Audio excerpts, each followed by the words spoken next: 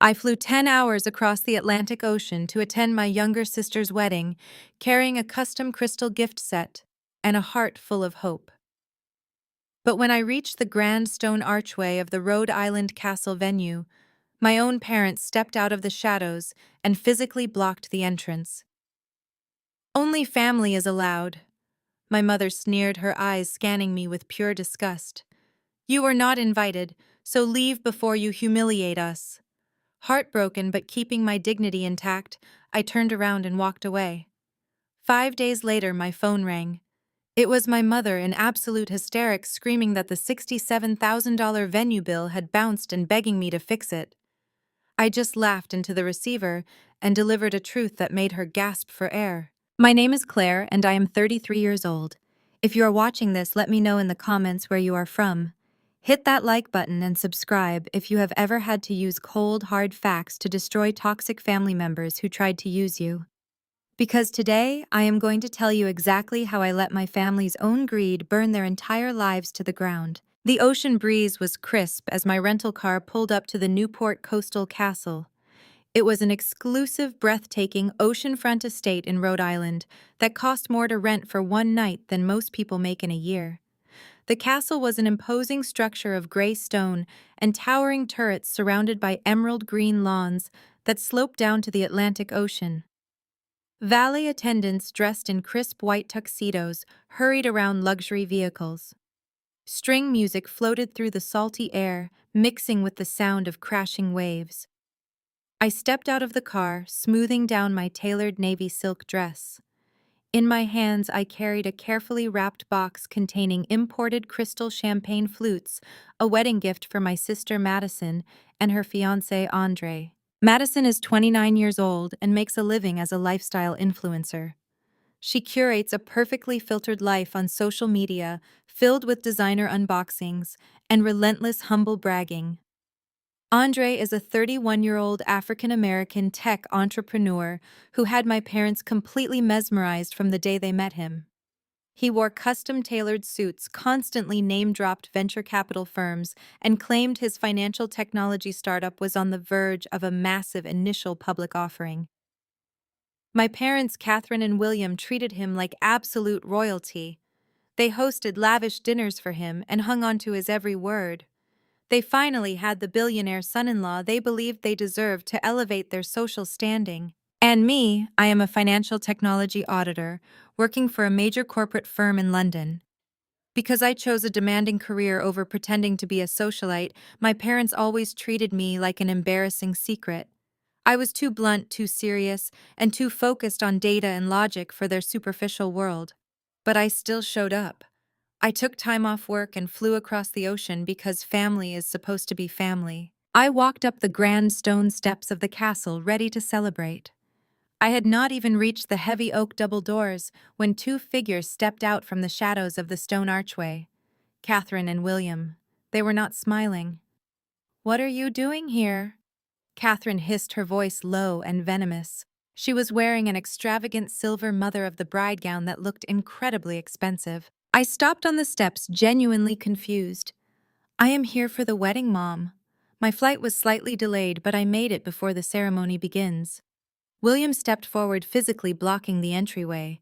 He glanced nervously around the manicured gardens to ensure none of the wealthy guests milling about could hear us. "You are not supposed to be here, Claire," he said. "What do you mean?" I asked, my grip tightening on the gift bag. "I am Madison's sister." "This is an exclusive event," Catherine said, her eyes scanning me up and down with utter disdain. "Andre's family is here. His investors are here. Elite high society people. We cannot have you marching in here looking so severe and plain.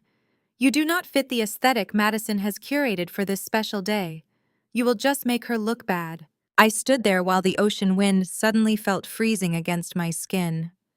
They were not joking. They were entirely serious. My own parents were barring me from my sister's wedding because I did not fit the social media aesthetic of her fraudulent lifestyle. I took time off work, and I flew across the Atlantic, I said, my voice dropping to a dangerous, icy calm. "And you are telling me to go back to London?" "We are telling you that this day is for family," William said brutally. And right now, you do not belong with this family. Leave now before I have the venue security escort you off the premises. The utter disrespect was staggering. But I am not the kind of woman who cries, screams, or begs for love from people who are incapable of giving it. I did not shed a single tear. I just looked at the two people who had raised me. I saw right through their designer clothes and their country club posture, seeing them for the pathetic, status-obsessed shells they truly were. I see, I said simply. So I am not family enough to watch her get married, but I was family enough to put down the $10,000 deposit on this exact doorway we are standing in when your credit cards were inexplicably declining 6 months ago. Catherine's face flushed a deep, angry red. We paid you back, she snapped. Do not you dare bring up money right now. You are so classless, Claire. Always obsessed with numbers and ledgers. Someone has to be, I replied coldly. Enjoy the wedding. I walked over to the nearest stone trash receptacle and dropped the crystal champagne flutes right inside. The sound of the expensive glass shattering echoed loudly under the archway. Catherine gasped, clutching her chest in shock. Without another word, I turned on my heel, pulled out my phone, and ordered a premium rideshare to take me straight back to the airport. I climbed into the back of the sleek black vehicle, my heart pounding with a mixture of adrenaline and absolute disgust. I told the driver to take me back to Boston Logan International Airport. As I stared out the tinted window at the ocean shrinking in the distance, I felt a strange sense of liberation. The final thread tying me to their toxic ecosystem had just been severed, but the universe was not done yet. We were about 20 minutes away from the venue, cruising down the highway, when my phone buzzed in my hand. It was a push notification from my banking application. I glanced down, expecting it to be the charge for the ride. Instead, my blood ran ice cold. An alert flashed across my screen showing that a charge of $67,450 had been successfully processed on my Platinum card by the Newport Coastal Castle. I stared at the screen, my mind racing. $67,000. It was the exact remaining balance for the entire wedding. My parents had not just kicked me out of the wedding to protect their image. They had kept my credit card information on file from the deposit 6 months ago. And when the time came to pay the final staggering bill for Andre and Madison's extravagant wedding, they did not use Andre's money. They did not use their own money. They stole mine. I did not scream. I did not throw my phone against the leather seat of the vehicle. Instead, a chilling, absolute calm washed over me. This is the fundamental difference between Catherine and me. She operates on emotion, vanity, and panic. I operate on data logic and strict compliance. When you work as a senior financial technology auditor investigating corporate fraud, you learn very quickly that money always leaves a trail. And my family had just left a digital footprint the size of a crater. Driver, I said, my voice perfectly steady. Keep heading to Logan Airport. But could you turn your Wi-Fi hotspot on, please? Sure thing, ma'am, he replied. I pulled my laptop out of my carry-on bag and rested it on my knees. I connected to the internet and immediately logged directly into my secure banking portal. The $67,450 transaction was sitting right there in the pending column. When a merchant charges a card that is kept on file, they are required by strict payment processing laws to have a signed digital authorization form for the final amount, especially for a sum exceeding $50,000. The venue would not have just run the card blindly for that massive amount without sending a digital invoice to whoever was acting as the point of contact. I opened my email. Nothing. I checked my spam folder. Nothing. That meant Catherine, William, or Andre had provided the venue coordinator with a different email address, but deliberately kept my billing details attached to the file. They had intercepted the final invoice, forged my digital authorization, and pushed the payment through. They clearly assumed I would not notice the transaction until my monthly statement arrived long after the wedding was over, the cake was eaten, and the honeymoon was underway. They thought I would be too concerned with family loyalty to actually dispute a wedding bill. They thought I would just eat the cost to avoid putting my sister in legal jeopardy. They thought wrong. I arrived at Boston Logan International Airport and immediately checked myself into the first-class international lounge. I found a quiet, soundproof pod in the corner, sat down and pulled out my phone. I bypassed the standard customer service number on the back of my platinum card and dialed the direct line to the high-tier fraud investigations department. Fraud Division. This is Agent Davis. How can I assist you today? Hello, Agent Davis. My name is Claire. I need to report a fraudulent, unauthorized charge of $67,450 on my account, processed approximately 40 minutes ago by a merchant listed as Newport Coastal Castle. I see the pending charge here, Ma. The agent said, his tone shifting into professional urgency. Can you confirm you did not authorize this transaction verbally or in writing? I absolutely did not, I stated clearly. My card information was kept on file from a previous $10,000 deposit made 6 months ago. The individuals hosting the event have unlawfully authorized the remaining balance using my card without my consent. I am requesting an immediate chargeback and a freeze on that specific vendor. Understood, the agent replied, typing rapidly. Because the charge is currently pending, we will initiate a fraud dispute right now. The funds will be placed in a provisional hold. The merchant will receive a temporary approval code today, but the funds will fail to clear settlement. It will officially bounce back as a fraudulent reversal in 3 to 5 business days. I smiled. 3 to 5 business days. That meant the venue owner, currently looking at his computer screen in Rhode Island, saw a green check mark. He thought he had been paid. The wedding was going to proceed perfectly. Madison would get her glamorous photos. Andre would get to play the wealthy tech mogul. Catherine and William would get to pop champagne and accept congratulations from their snobby high society friends. But by next Thursday, the money would violently vanish from the venue bank account. Thank you, Agent Davis, I said. Please ensure the fraud protocol is fully documented. I will be pursuing this to the maximum extent of the law. I hung up the phone, closed my laptop, and walked over to the lounge bar. A glass of your best champagne, please, I told the bartender. As I sipped the crisp, cold wine, my mind shifted from the credit card to the bigger picture. Why did they steal from me? Andre was supposedly a multimillionaire. His startup was allegedly preparing for a massive initial public offering. Catherine and William had spent the last 2 years bragging to anyone who would listen about how their future son-in-law was going to buy them a vacation home in the Hamptons. If Andre was so incredibly wealthy, why did they need to commit felony credit card fraud to pay the caterer? Something was fundamentally structurally wrong. The math did not add up. And if there is one thing I cannot stand, it is bad math. My flight back to London was boarding in 2 hours. I had plenty of time to start pulling on the loose threads of Andre's glamorous life. I opened a secure browser window and typed in the name of Andre's startup company. The website was slick. It featured buzzwords like decentralized asset management and next-generation capital. It looked impressive to a layman, but to a senior auditor it looked like a hollow shell. I navigated to the corporate registry databases. I pulled the public filings for his company. I cross-referenced the corporate address listed on his website. It was not a skyscraper in Manhattan or a tech hub in Silicon Valley. The address was a registered virtual mailbox at a shipping store in Delaware. I kept digging. I searched for the names of his board of directors listed on the site. 2 of the men did not exist outside of newly created professional profiles using stock photos. The 3rd man was listed as the chief financial officer. I ran his name through federal court records. Bingo. The supposed financial officer had a prior conviction for wire fraud in the state of Florida. My pulse quickened. I was not just dealing with a cheap, lying brother-in-law. I was dealing with a professional grifter. Andre had not built a tech company. He had built a mirage. But how was he funding it? How was he paying for the tailored suits, the expensive watches, the first-class flights to Bora Bora that Madison constantly flaunted on her social media? Con artists need a revenue stream.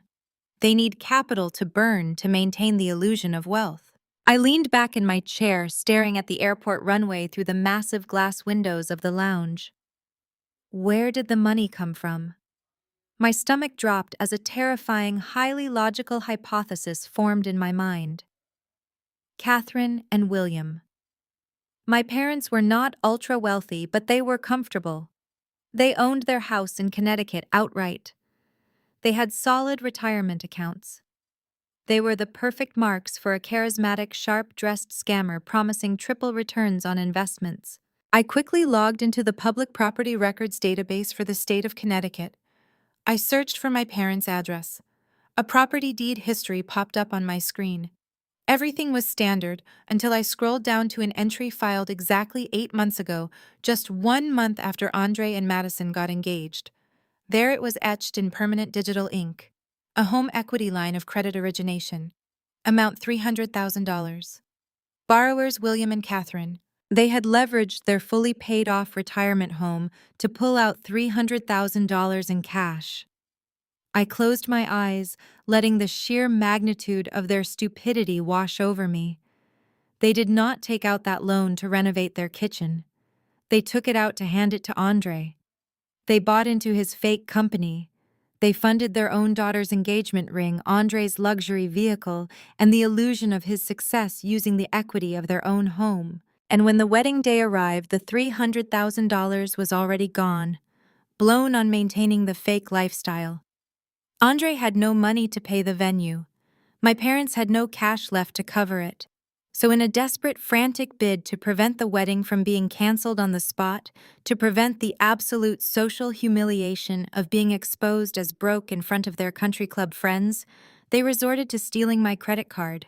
They literally committed federal fraud to keep the music playing for one more night. Flight to London Heathrow is now boarding, the overhead speaker announced. I closed my laptop and slid it into my bag. I was not angry anymore. I was armed. I had the bank fraud dispute in motion. I had the corporate registry files. I had the property deeds. I had all the pieces of the puzzle. They told me I was not family. They threw me out like trash. Fine, I would not act like family. I would act like an auditor. And an auditor's job is to ruthlessly expose the truth no matter who goes to prison in the process. I boarded my flight, ordered a black coffee, and began drafting my report for the Federal Financial Crimes Division. The wedding party was just getting started in Rhode Island, but the countdown to their total destruction had officially begun. The flight across the Atlantic felt incredibly short. While the other passengers in the business class cabin slept or watched movies, I remained glued to my screen. I compiled the digital evidence harvested from corporate registries and drafted a whistleblower report detailing the fraudulent nature of Andre's startup. I outlined the fake board of directors, the hidden criminal record of his chief financial officer, and the highly suspicious flow of capital involving my parents' home equity line of credit. I attached the IP logs showing the unauthorized transaction. By the time the plane descended into London, I had an ironclad dossier ready for federal authorities. I did not hit send. I wanted the bank chargeback to hit the venue first. The chaos needed to start precisely on my schedule. When I landed, I turned off airplane mode. My phone immediately erupted with buzzing. There were dozens of text messages, missed calls, and social media tags. I opened Instagram. Madison had wasted no time weaponizing the situation for her influencer narrative. Her latest post featured a professionally edited photograph of her and Andre kissing under the venue archway. The caption was pure psychological manipulation. It read, "Sending prayers to my older sister today. We had to make the heartbreaking decision to have security escort her away from our wedding venue. Her jealousy and mental instability became a safety risk for our guests. It is devastating when family tries to destroy your happiness, but Andre and I refuse to let toxic energy dim our light. Thank you to our real family for surrounding us with so much love and protection today." The comments were predictable. Followers and extended family members praised her bravery. My phone was flooded with angry text messages from aunts and cousins. They called me a jealous monster and a profound disappointment. They accused me of sabotaging my sister because I lacked a partner. In their twisted reality, my parents were saints for protecting the bride from my tantrum. I did not reply. I simply took screenshots of Madison's post and the hateful texts, saving them into a designated folder. They were defaming me while spending money stolen from my credit card to fund the event they kicked me out of. The sheer audacity was impressive. I flagged a taxi outside the terminal and gave the driver my address. I watched the familiar grey streets of London roll by, feeling completely detached from the manufactured drama exploding on my phone. When I finally stepped into my high-rise apartment overlooking the Thames River, I dropped my luggage by the door and walked straight to my home office. I bypassed the shower and the coffee maker. I turned on my 3 large monitors and woke up my auditing workstation. It was time to map out the exact architecture of Andre's fraudulent empire. I pulled the corporate tax filings for his company and started tracing the origin of his supposed venture capital funding. The money was not coming from legitimate investment firms. The incoming wire transfers were originating from a series of decentralized cryptocurrency wallets and obscure regional banks. I ran the routing numbers and discovered that these accounts were linked to predatory high-interest personal loans and home equity lines of credit, just like the one my parents had taken out. Andre was not a tech visionary. He was running an affinity fraud scheme targeting older upper-middle-class suburbanites who desperately wanted to be part of the next big technology boom. He used his charm, his expensive suits, and his sophisticated vocabulary to convince people like my parents to hand over their retirement savings. He then used the fresh capital from new victims to pay small initial returns to older victims, creating the illusion of a profitable business. But the vast majority of the cash was being siphoned directly into his personal offshore accounts to fund his lavish lifestyle. He was driving a luxury sports car and wearing $50,000 watches, entirely funded by the stolen equity of his victims' homes. My parents had handed him $300,000 of their own financial security. They had mortgaged their future to buy a front-row seat to a mirage. And because that money had evaporated into Andre's pockets, they had been forced to commit wire fraud using my credit card just to avoid the social humiliation of a canceled wedding. I spent the next 3 days living in a state of absolute focus. I went to my corporate job during the day, conducting legitimate audits for my firm. At night, I returned to my apartment and monitored the digital trap I had set. I watched Madison's social media accounts closely. She posted daily updates from her honeymoon in Bora Bora. There were pictures of her and Andre drinking champagne on private yachts, lounging in overwater bungalows, and eating caviar on pristine white sand beaches. Every post was tagged with captions about living a blessed and abundant life. They were burning through thousands of dollars a day. Money that rightfully belonged to the victims of Andre's Ponzi scheme. Money that had been drained from my parents' retirement home.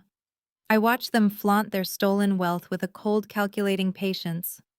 I knew exactly what was happening behind the scenes in the banking system.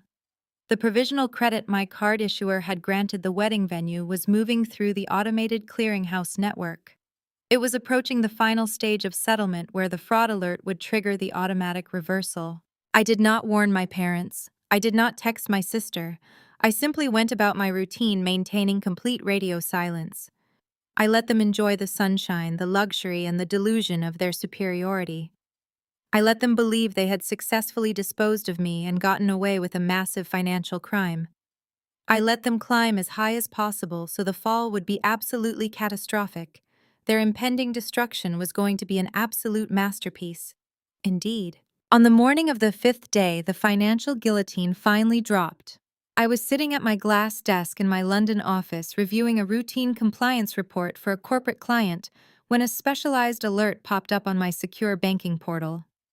The status of the $67,450 charge had officially changed from pending to reversed. The provisional hold was removed. The funds had been aggressively clawed back from the merchant account belonging to the Newport Coastal Castle. The chargeback was absolute and permanent. The banking network had flagged the transaction with a hard fraud code. Thousands of miles away in Rhode Island, a venue owner was opening his accounting software and seeing a massive red deficit where his payment should have been. I took a slow sip of my black coffee, relishing the quiet hum of the London traffic outside my window. The digital bomb had detonated. Now it was only a matter of time before the shockwave reached my parents. It took exactly 4 hours. My personal phone began vibrating relentlessly on my desk. The caller identification displayed my mother's name. I let it ring. I watched the screen light up repeatedly as she called 5 consecutive times. I wanted her panic to marinate. I wanted her to feel the rising tide of absolute terror before I allowed her the privilege of speaking to me. On the 6th attempt, I finally picked up the phone and pressed it to my ear. I did not say hello, I just waited. "Claire!" Catherine screamed into the receiver. Her voice was shrill, ragged, and completely stripped of its usual country club arrogance. "Thank God you answered. You need to call your credit card company right this second. There has been a massive bank error. The wedding venue coordinator just called your father and threatened to call the police. They are saying the payment for the reception bounced. They are accusing us of theft. You need to call American Express and fix this glitch immediately before they ruin Madison's honeymoon." I leaned back in my ergonomic desk chair and swiveled to face the sprawling skyline of the city. My pulse was incredibly slow and steady. "There is no bank error, Mom," I said, my voice dropping to a dangerously calm register. "The payment bounced because I personally ordered the bank to reverse it. I reported the transaction as felony fraud." The line went dead silent for 2 full seconds. When Catherine finally spoke, her voice trembled with a mixture of disbelief and rising fury. "You did what? Are you out of your mind? We used your card on file because Andre had a temporary issue with his offshore transfer. We were going to pay you back next week. You are going to call the bank right now and tell them it was a misunderstanding. Do you have any idea how humiliating this is for us? The venue owner is threatening to sue us for breach of contract. You stole my financial information to fund a party you physically barred me from attending," I replied coldly. "You forged my digital signature on an invoice exceeding $60,000. That is not a misunderstanding. That is wire fraud. And my credit card is not a charity fund for people who treat me like disposable garbage." I heard rustling on the other end of the line, followed by William's booming voice. He had clearly grabbed the phone from Catherine. "Listen to me very carefully, you vindictive little brat," William barked. "You are going to fix this immediately, or I will personally sue you for defamation. We are your parents. You do not get to throw a temper tantrum and report us to the federal authorities just because you felt left out of a wedding. You are embarrassing this family. Andre is a highly respected entrepreneur, and you are jeopardizing his reputation with your petty jealousy." I let out a sharp, humorless laugh that echoed in my quiet office. "You really have no idea what is happening, do you, William? You think this is about me being jealous of a wedding invitation. What are you talking about?" he demanded. I opened the forensic audit file on my computer. "Let me explain exactly how deep the hole you dug for yourselves actually is," I said, keeping my tone surgical and precise. The bank security team traced the internet protocol address used to forge my signature on the venue authorization form. It did not come from your computer. It came from an IP address registered to a luxury loft apartment in downtown Boston. It came from Andre's laptop. Your brilliant billionaire son-in-law committed federal wire fraud using my identity. I have already handed the tracking logs over to the authorities." "That is a lie," Catherine shrieked in the background. "Andre is a multimillionaire. He just had a cash flow delay." "Andre is a professional con artist," I stated cleanly, slicing through her delusion. "I spent the last 4 days running a forensic audit on his supposed financial technology startup. His company is a shell. His board of directors is comprised of fake profiles using stock photos. His chief financial officer is a convicted felon who served time in Florida for running a similar scam. Andre operates a textbook Ponzi scheme. He has zero actual revenue. He funds his designer suits and Madison's lavish lifestyle by defrauding gullible investors who want to feel rich. Investors exactly like you two. Like you." The silence on the line was absolute. The kind of silence that happens when the oxygen is sucked out of a room. I pulled up the property deed records on my screen. "I know about the home equity line of credit." I continued driving the final nail into the coffin. "I know you mortgaged your fully paid-off retirement house for $300,000 8 months ago. You gave that cash to Andre thinking you were getting in on the ground floor of an initial public offering. But that money is gone. He used your house equity to buy his Porsche and to pay for those first-class tickets to Bora Bora. He had no money left to pay the venue. You had no money left to cover it, so you stole from me to keep your fake socialite status intact for one more night. No, Catherine gasped. Her voice was barely a whisper now, stripped of all defiance. It sounded like she was suffocating. William, tell her she is lying. William, say something. William did not say a word. I could hear the sound of his heavy, ragged breathing. He knew I was right. The sudden realization that he had handed his entire life savings to a charismatic scammer was crashing down on him. I forwarded my complete investigative dossier to the Securities and Exchange Commission and the Financial Crimes Division of the FBI yesterday morning, I added ruthlessly. They already opened an active case file. The venue owner suing you for the unpaid $67,000 is going to be the least of your problems. The federal government is about to freeze every asset attached to Andre and anyone who facilitated his fraud. Claire, please! Catherine began to sob violently. You cannot do this to us. We will lose the house. We will lose everything. Madison is on her honeymoon. Please, you have to retract the reports. We are your family. Only family is allowed, I replied, echoing the exact words she had spat at me outside the castle doors just 5 days prior. I am not family. I am just the auditor. Good luck with the federal investigators. I ended the call and blocked their numbers on my personal and business phones. I closed the audit file on my computer and locked my screen. The trap had been flawlessly executed. There was no going back for any of them. The illusion they had sacrificed me to protect was entirely destroyed. I stood up from my desk, grabbed my coat, and walked out of the office. The cool London air hit my face as I stepped out of the corporate building. I felt a profound sense of weightlessness. For 33 years, I had carried the burden of being the disappointment of the family. Now I was simply a spectator watching a controlled demolition. Over the next 48 hours, the dominoes fell exactly as I had calculated. The Securities and Exchange Commission did not waste any time once they received my detailed forensic dossier. They immediately coordinated with federal authorities in the United States to freeze all domestic and international accounts associated with the fake startup. Madison and Andre were on the 5th day of their lavish Bora Bora honeymoon when the federal freeze took effect. I learned the details later through the frantic public meltdown Madison broadcasted to her remaining social media followers.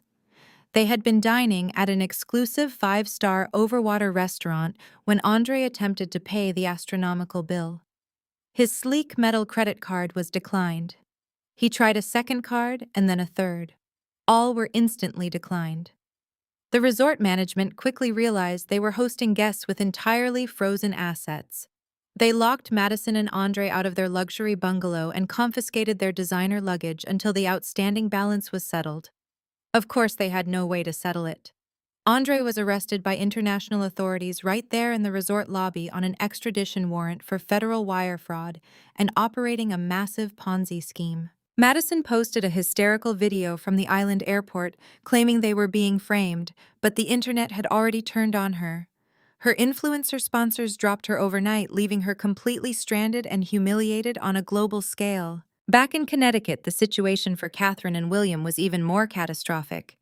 The Newport Coastal Castle did exactly what they promised. The venue owner filed a massive civil lawsuit against my parents for breach of contract and fraud. Because my parents had signed the final liability paperwork as the official hosts of the event, they were legally on the hook for the bounced $67,000, plus exorbitant legal fees and punitive damages. They tried to hire a defense attorney, but quickly realized they had absolutely no liquid capital left to pay retainer fees. Every cent of their savings was tied up in the home equity line of credit they had foolishly handed over to Andre. Without the ability to pay the bank, the $300,000 home equity loan, my parents officially defaulted. The bank initiated foreclosure proceedings on their pristine suburban retirement house. The very home they had used as a status symbol to judge everyone else was suddenly adorned with a bright yellow bank auction notice on the front lawn. The country club friends they had tried so desperately to impress abandoned them immediately. High society has no tolerance for financial ruin, especially when it is tied to a highly publicized federal criminal investigation involving wire fraud. My parents were shunned, socially exiled, and forced to pack their belongings into rented moving trucks under the cover of darkness to avoid the judgmental stares of their former neighbors. Desperation makes people incredibly predictable. Despite my strict communication blockade, they tried to reach me through every possible back channel. William created new email addresses to bypass my filters, sending lengthy, manipulative messages demanding that I bail them out. He claimed that since I had a high-paying corporate job, I owed it to the family to save them from homelessness. Catherine attempted to call my firm, directly crying to the receptionist that it was a family emergency and she needed me to wire them enough cash to secure a modest apartment. I simply instructed building security to screen all calls from the United States and delete any emails containing their names. I did not owe them a single penny. They had chosen their fake billionaire son-in-law over me, and now they were paying the ultimate price for their blind greed. Andre was eventually sentenced to 15 years in federal prison for defrauding dozens of investors and laundering the stolen capital. Madison, having lost her fake wealth and her online reputation, was forced to file for bankruptcy. She moved into a cramped studio apartment and had to get a minimum wage retail job to survive a fate she once deemed worse than death. Catherine and William moved into a tiny rental unit on the outskirts of the city, living entirely on their modest Social Security checks. They spent their days blaming each other for the collapse of their perfect lives, trapped in a miserable marriage with no money and no social standing left to shield them from reality. As for me, my career skyrocketed. The meticulous nature of my whistleblower report caught the attention of the executive board at my firm. I was promoted to a senior directorship overseeing international fraud compliance. I bought my own beautiful flat in central London, spending my weekends exploring Europe and traveling the world on my own terms, entirely free from the toxic shadow of my family. I learned the most valuable lesson of my life during this ordeal. Blood does not automatically make someone family, and shared DNA is not a valid excuse to tolerate continuous disrespect. If you are watching this and you are dealing with manipulative, narcissistic relatives who drain your energy and finances, hear this clearly. You are allowed to walk away. You are allowed to protect your peace and your bank account. You do not owe loyalty to people who view you as an expandable resource or an inconvenient accessory. Sometimes the most empowering thing you can do is lock the door and let them face the consequences of their own toxic choices. Have you ever had to legally, financially, or emotionally cut off a toxic family member? Share your story in the comments below. Do not forget to hit the like button and subscribe for more stories about reclaiming your power and letting karma do its job. The heavy leather seat of the business class cabin reclined smoothly as the aircraft leveled out over the Atlantic Ocean. I watched the sprawling lights of the American coastline fade into the dark water below. The quiet hum of the jet engines provided a stark contrast to the absolute chaos I had just left behind in Rhode Island. A flight attendant stopped by my pod and placed a glass of sparkling water on the console. I thanked her and turned my attention back to the window. My mind was sharp and entirely clear. There was no sadness or regret regarding my decision to initiate the fraud investigation. Instead, I felt a profound sense of analytical satisfaction. I had finally quantified the exact cost of my family and their toxic delusions. The $67,000 they had brazenly attempted to steal from my account was merely a symptom of a much larger disease. It was the desperate final act of people who had spent their entire lives worshipping an illusion. I took a slow sip of my water and allowed myself to dissect the psychological architecture of the ecosystem my parents inhabited. Catherine and William built their entire existence around the perceptions of their suburban neighbors. In their pristine Connecticut neighborhood, your value as a human being is measured exclusively by the badge on your car, the zip code of your real estate, and the exclusivity of your country club membership. They never cultivated genuine friendships or pursued actual intellectual interests. Their social circle was a viciously competitive arena where everyone smiled to your face and relentlessly judged your financial standing behind your back. I always despised that environment. From a young age, I recognized the fragile nature of their reality. They bought luxury items on credit to impress people they secretly hated. They projected an image of flawless affluence while quietly stressing over monthly statements and mortgage rates. Because I refused to participate in their shallow performance, they branded me a failure.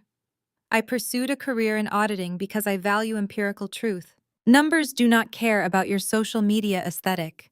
Data does not lie to impress the neighbors. My commitment to reality made me an outcast in a house built entirely on aggressive vanity and financial pretense. Then came Madison, the quintessential golden child. She was the perfect product of their superficial environment. Madison never developed a single marketable skill or demonstrated any genuine ambition. Her entire identity was tied to her physical appearance and her ability to curate a visually pleasing lifestyle for the internet.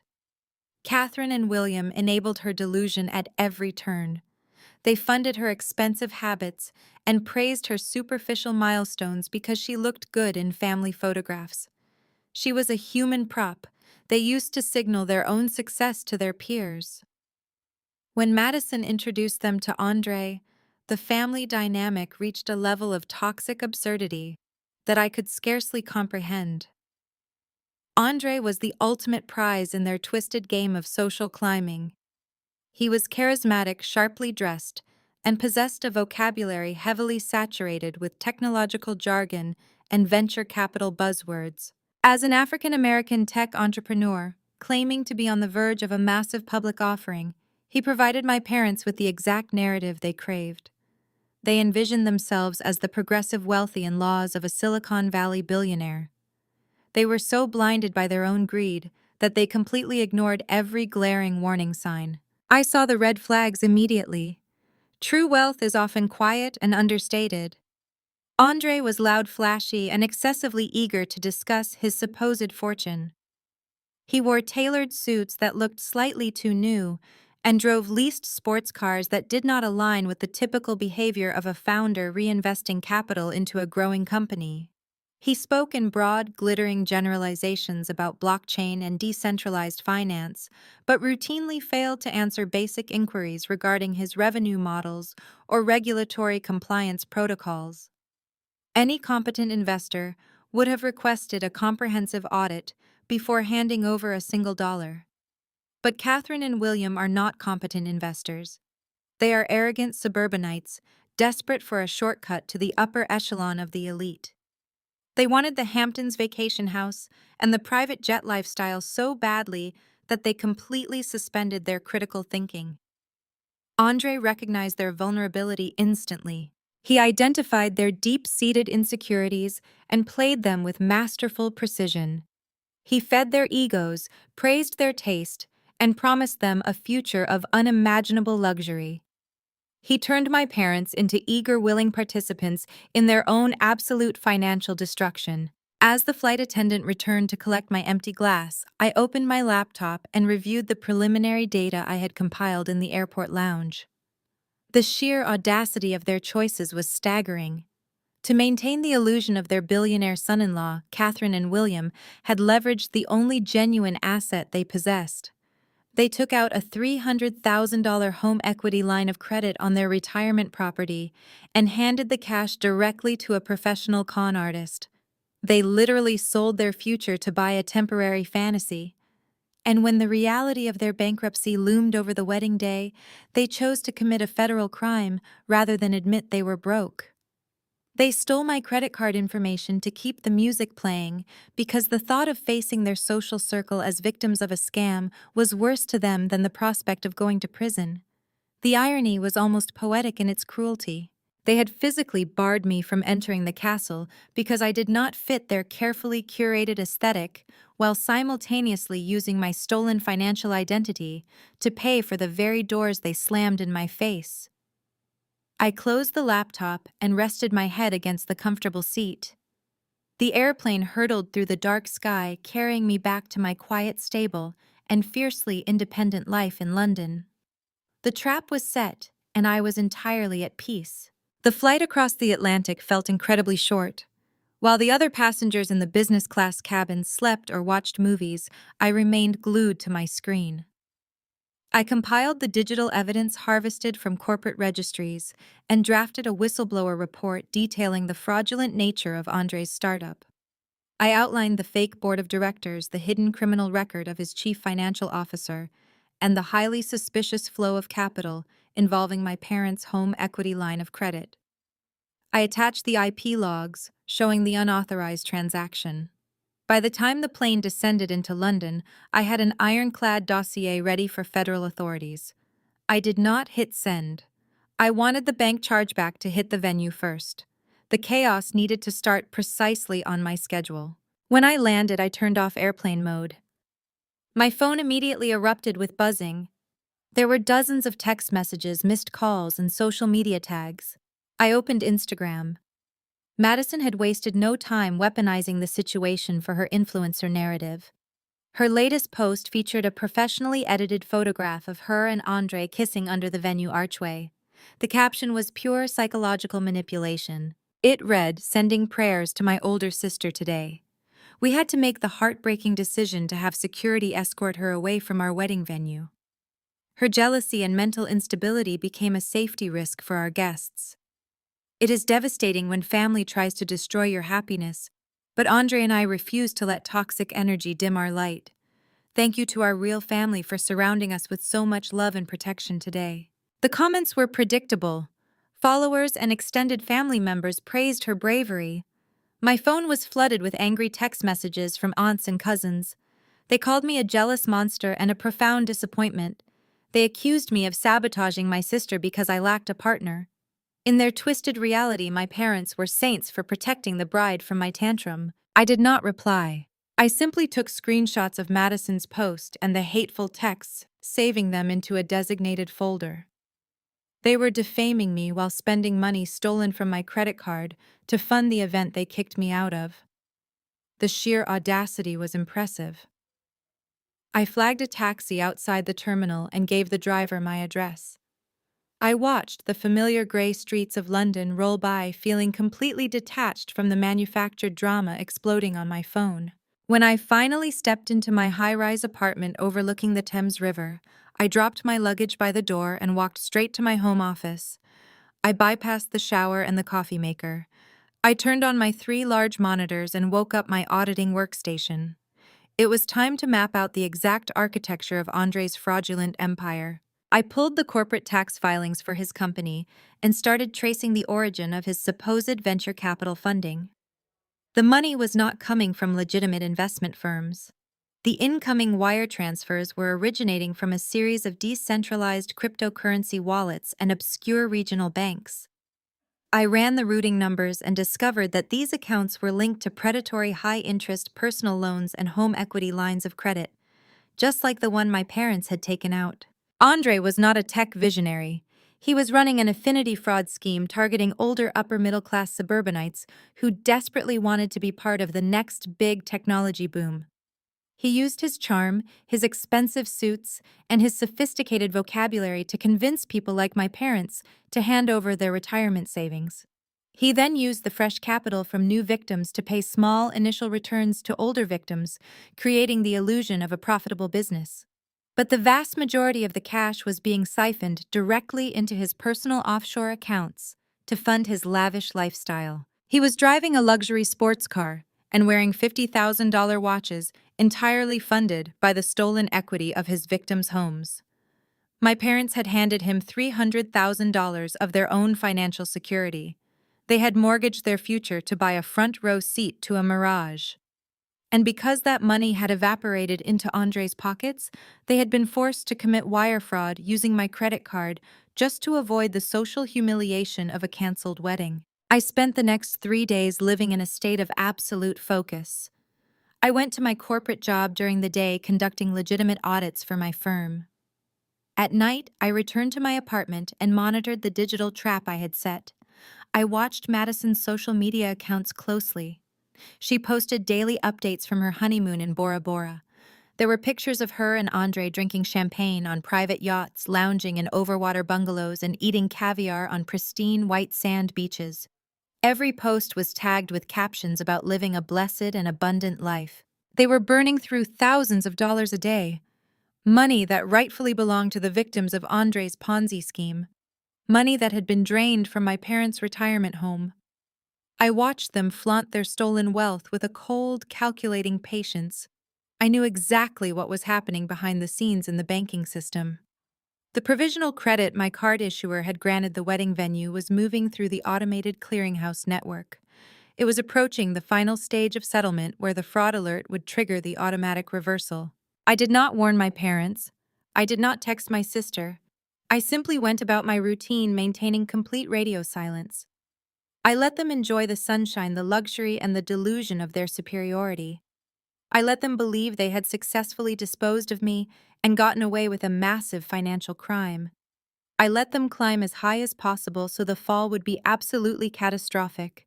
Their impending destruction was going to be an absolute masterpiece. Indeed. I opened my primary auditing software.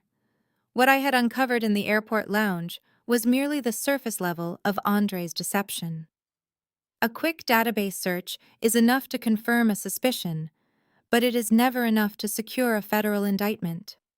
To guarantee that Andre would spend the next decade in a federal penitentiary, I needed to construct a watertight forensic dossier. I needed account numbers, transaction timestamps, and irrefutable proof of money laundering. I pulled up the official website for his company and initiated a deep data scrape. The first step in dismantling a financial criminal is mapping their digital architecture. Andre was sloppy. He relied heavily on the assumption that his victims would be too intimidated by complex technological jargon to actually verify his claims. He thought throwing around words like blockchain integration and decentralized ledger would blind people to the fact that his company had no actual product. I started by dismantling his professional network. I navigated to the corporate LinkedIn page for his company. It boasted over 50,000 followers and showcased a robust team of executive leadership. To the untrained eye, it looked like a thriving enterprise. I ran a diagnostic script to analyze the follower engagement. The results were laughable. Over 95% of his followers were bot accounts purchased from a click farm in Eastern Europe. The engagement was entirely artificial. Next, I turned my attention to the individual profiles of his supposed board members and executive staff. I had already identified the chief financial officer as a convicted felon, but I needed to expose the entire organizational chart. I isolated the profile pictures of his 5 lead developers and ran them through a reverse image recognition database. The results populated on my second monitor in seconds. His lead software engineer was a stock photograph of a dental hygienist from Ohio. His director of marketing was a computer-generated image pulled from an artificial intelligence face generator. Andre had fabricated an entire corporate staff out of thin air to create the illusion of a massive operational team. He created dozens of fake employee profiles and had them endorse his own skills to build artificial credibility. He wrote glowing recommendations for himself, using these phantom accounts, praising his visionary leadership and financial genius. It was a digital echo chamber of narcissism and fraud. I meticulously took screenshots of every fake profile, capturing the source code and the creation dates. I compiled this into a designated folder labeled Artificial Corporate Structure. This would prove to investigators that his entire operation was premeditated deception from day one. With his professional facade thoroughly documented, I moved on to the most critical phase of the audit. Fraudsters like Andre never keep their stolen funds in a single domestic account. They use a technique called layering to obscure the origin and destination of the capital. I accessed international corporate registry databases and began tracing the business license he registered in Delaware. Just as I suspected, the Delaware entity was entirely owned by a secondary holding company registered in Nevada. I pulled the Nevada incorporation documents and found that it was owned by yet another shell company, this one based in the Cayman Islands. He had constructed a Russian nesting doll of corporate entities designed to exhaust anyone trying to follow the cash. But I do this for a living. I thrive on untangling financial webs. I leveraged my firm's global database access to pierce the corporate veil of the Cayman Islands entity. I tracked the registration numbers and finally hit the jackpot. The Cayman Company funneled its assets directly into two private offshore bank accounts located in Cyprus. I stared at the routing numbers glowing on my screen. This was the dark heart of his operation.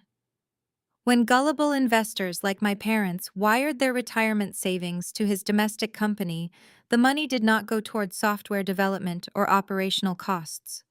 It was immediately bounced through the Nevada shell company, filtered through the Cayman Islands holding firm, and quietly deposited into the personal Cyprus accounts. I needed to prove how he spent that stolen capital. Using the routing data, I initiated a targeted trace on the outgoing expenditures from the Cyprus accounts. The transaction history painted a vivid and sickening picture of his daily life. There were no payroll disbursements. There were no vendor payments for office space or technology infrastructure. Every single outgoing wire transfer was categorized under personal luxury expenses. I logged a massive payment to a high-end luxury car dealership in Miami. That was the custom Porsche he loved to park in my parents' driveway. I found recurring monthly charges to an exclusive tailor in Manhattan, confirming how he acquired those impeccable suits that made my father view him as a business prodigy. Then I found the most damning transactions of all. I traced a series of exorbitant payments made over the last 2 weeks to a luxury travel concierge service. I cross-referenced the dates and amounts. It matched perfectly with the overwater bungalow resort in Bora Bora where he and my sister were currently posting their honeymoon updates. He was literally buying my sister expensive cocktails using the stolen equity of my parents' home. The depravity of his financial crimes was staggering. He had walked into their house, drank their wine, smiled in their faces, and systematically drained their life savings to fund his own superficial existence. And Catherine and William were so blinded by their desperation for high society status that they handed him the keys to their destruction on a silver platter. I compiled all the routing numbers, the wire transfer receipts, and the corporate ownership documents into a single encrypted master file. I organized the data chronologically, creating an undeniable narrative of felony wire fraud and money laundering. I leaned back in my chair and rubbed my eyes. The sun was beginning to rise over the London skyline, casting a pale morning light across my monitors. My deep dive forensic audit was complete. I had successfully dismantled his entire fictional universe. The federal authorities would not even have to work for this conviction. I had packaged the entire prosecution into a neat digital bow. The truth was locked, secured, and ready to be weaponized. The financial architecture of a Ponzi scheme is notoriously difficult to maintain because it requires a constant exponential influx of new capital to survive. I poured another cup of black coffee and opened a fresh spreadsheet. I needed to dissect the precise anatomy of Andre's fraud. I began mapping the inflow of funds, matching every incoming wire transfer against the corresponding outgoing payments. The pattern that emerged was terrifying in its simplicity. Andre had zero actual revenue. He did not sell software. He did not license intellectual property. He did not provide financial consulting services. His corporate bank accounts recorded absolutely zero incoming funds from legitimate business to business transactions. Every single dollar flowing into his domestic accounts came directly from individual personal checking accounts. He was targeting a very specific demographic. I ran a background analysis on the names attached to the incoming wire transfers. These were not institutional investors or venture capital firms. They were dentists, retired real estate brokers, small business owners, and country club socialites. They were people who possessed significant disposable income but lacked the technical expertise to properly evaluate a decentralized finance platform. Andre preyed on their fear of missing out on the next massive technology boom. He sold them a highly exclusive invite-only investment opportunity. By demanding strict non-disclosure agreements, he ensured his victims could not discuss their investments with independent financial advisors who would have immediately spotted the glaring red flags. I tracked a specific transaction from a retired couple in Florida who had wired him $200,000. Less than 48 hours after their funds hit Andre's domestic account, he executed 3 outgoing wire transfers. The first transfer was for $15,000 sent to an early investor in Chicago, labeled as a quarterly dividend payout. This is the hallmark of a classic Ponzi operation. He used the Florida couple's fresh capital to pay fake returns to an older investor, thereby manufacturing the illusion of profitability. The Chicago investors seeing this impressive dividend would likely leave their principal investment untouched, and perhaps even refer their wealthy friends to Andre.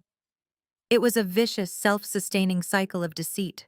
But the fake dividends only accounted for a small fraction of the stolen money.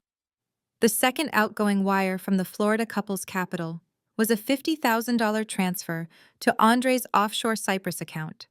The remaining $135,000 was immediately drained through a series of high-end luxury purchases. I matched the timestamps of the debit transactions to Madison's social media timeline. The correlation was flawless and entirely sickening. On the exact day Andre drained the Florida couple's investment, Madison posted a photo of herself holding a rare designer handbag that retails for over $40,000. Her caption read, "Spoiled by my amazing future husband." She was literally carrying the stolen retirement funds of a stranger on her arm while bragging about her blessed lifestyle. The sheer scale of his personal expenditures was mind-boggling. Andre treated his investors' capital as his personal piggy bank. I found receipts for private jet charters to Miami VIP table service at exclusive nightclubs and tens of thousands of dollars spent at high-stakes casino tables. He was burning through capital at an astonishing rate to project the image of a billionaire tech mogul. He understood that in the circles my parents moved in perception is reality.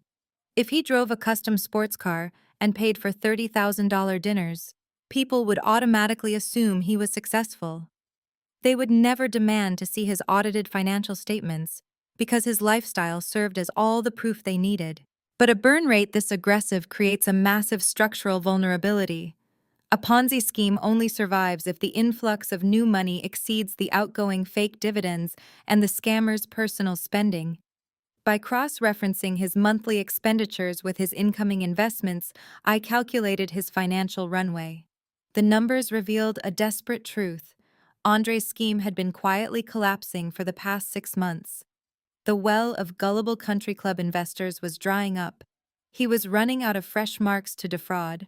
He needed a massive injection of capital just to keep the offshore accounts from emptying completely, and to continue paying the minimum required dividends to keep his early investors from calling the authorities. This desperation perfectly explained the timeline of his engagement to my sister. He did not ask Madison to marry him out of love. He proposed because integrating himself officially into my family gave him direct access to my parents' assets. He spent a year grooming Catherine and William, softening their defenses with expensive dinners and promises of unimaginable wealth. He recognized their desperate need for social elevation and exploited it flawlessly. When his fraud operation reached a critical breaking point, he pitched them the ultimate insider deal. He convinced them to leverage their fully paid-off house to secure his future. That $300,000 home equity line of credit was not an investment. It was a lifeline for a dying scam. I traced the exact trajectory of my parents' money.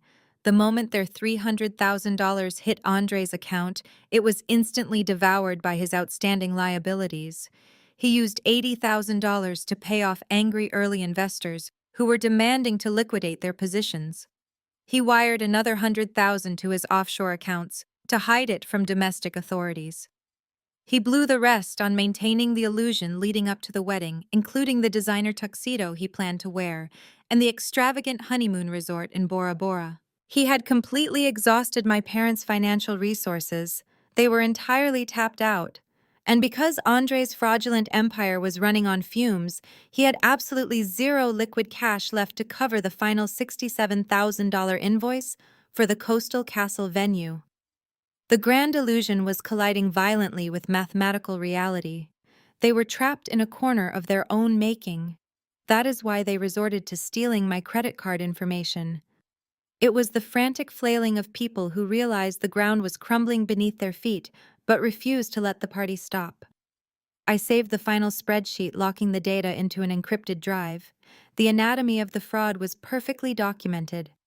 Andre was a predator, but my parents were eager, willing accomplices in their own destruction. The digital trail of Andre's scheme was horrifying, but the origin of his final capital injection required a more granular examination to fully comprehend the scale of their ruin. I needed to see the exact legal mechanics of how my parents handed over their lives to a criminal. I closed the offshore banking tabs and opened a secure connection to the Connecticut Municipal Property Database. Accessing county clerk records is a tedious process, but the data it yields is absolute. Property deeds do not lie, mortgages do not care about your country club status. I entered my parents' home address into the search query and waited for the public records to populate on my screen. The screen refreshed, displaying a chronological list of every legal action tied to their pristine suburban estate. For 30 years, there was nothing but the original purchase deed and a standard mortgage discharge notice from when they finally paid off the house 5 years ago. It was a clean, solid financial history. Then I saw the newest entry. It was filed exactly 8 months prior. I clicked on the hyperlinked document to download the digitized copy of the lien. I needed to see exactly how desperately Catherine and William had compromised their future. As the document rendered on my high-resolution monitor, I leaned closer, studying the official notary stamps and the signatures at the bottom of the page. It was a home equity line of credit, but it was not issued by a standard reputable financial institution. My parents had excellent credit histories, so a traditional bank would normally approve this type of loan. However, traditional banks also require rigorous underwriting processes. The lender listed on this deed of trust was not a national bank. It was a predatory hard money lending firm based out of a strip mall in New Jersey. My eyes scanned the loan terms and a cold chill ran down my spine. This was not a standard financial product. It was an act of absolute desperation. The interest rate attached to the $300,000 principal was a staggering 15%. Worse, it was structured with an interest-only payment plan for the first 12 months, followed by a massive balloon payment for the entire principal. My parents had signed away the deed to their fully owned retirement home for a high-risk loan that guaranteed their financial ruin. They had walked into a financial slaughterhouse entirely willingly. Why would two functioning adults bypass their primary bank and accept such devastating loan terms? The answer was glaringly obvious. They needed the money immediately. Andre must have created a false sense of urgency, a manufactured deadline for his fake initial public offering. He likely told them that if they did not provide the capital within 48 hours, they would lose their exclusive founder's shares. Hard money lenders will wire cash in 3 days if you hand over your property deed as collateral. Catherine and William were completely blinded by their extreme greed and quickly bypassed every logical financial safeguard. I zoomed in on the signatures at the bottom of the document, her elegant cursive and his sharp, aggressive scrawl. They signed this paperwork together. There was no coercion. There was no forged signature like the one they used on my credit card. They sat in a room with a notary. Public looked at a contract that put their entire life work on the line and eagerly signed it away to fund a mirage. The ultimate betrayal was not just their financial stupidity, it was the specific timeline of when this exact event occurred. I cross-referenced the date of the loan origination with my personal calendar. 8 months ago. That was the exact same week Catherine called me to complain about how ungrateful I was for missing a family dinner. I vividly remembered that phone call. She had berated me for prioritizing my corporate auditing career over family bonding. She told me that money was not everything, and that I needed to learn how to be a highly supportive sister. While she was lecturing me about moral superiority, she was literally sitting on a ticking time bomb of predatory debt. The hypocrisy was suffocating. They spent the last 8 months parading around their affluent neighborhood, bragging about their upcoming early retirement and their younger daughter extravagant wedding. They hosted engagement parties, they bought imported expensive champagne, and they looked down their noses at anyone who did not match their perceived level of wealth. The entire time they were living in a house they no longer owned. They were mere tenants in their own lives, existing entirely on borrowed money and borrowed time. The house of cards was not just fragile, it was already actively collapsing around them. By draining the $300,000 and handing it to Andre, they had doomed themselves. Andre had immediately vaporized that capital to pay off older investors and fund his luxury lifestyle, leaving my parents with a massive monthly interest payment they could barely afford. When the wedding venue demanded the final $67,000, my parents had absolutely zero financial liquidity left. They could not go back to the hard money lender. They could not ask their traditional bank. Their backs were against a reinforced concrete wall. That is exactly why they stole my credit card information. It was not an arrogant assumption that I would cover the bill.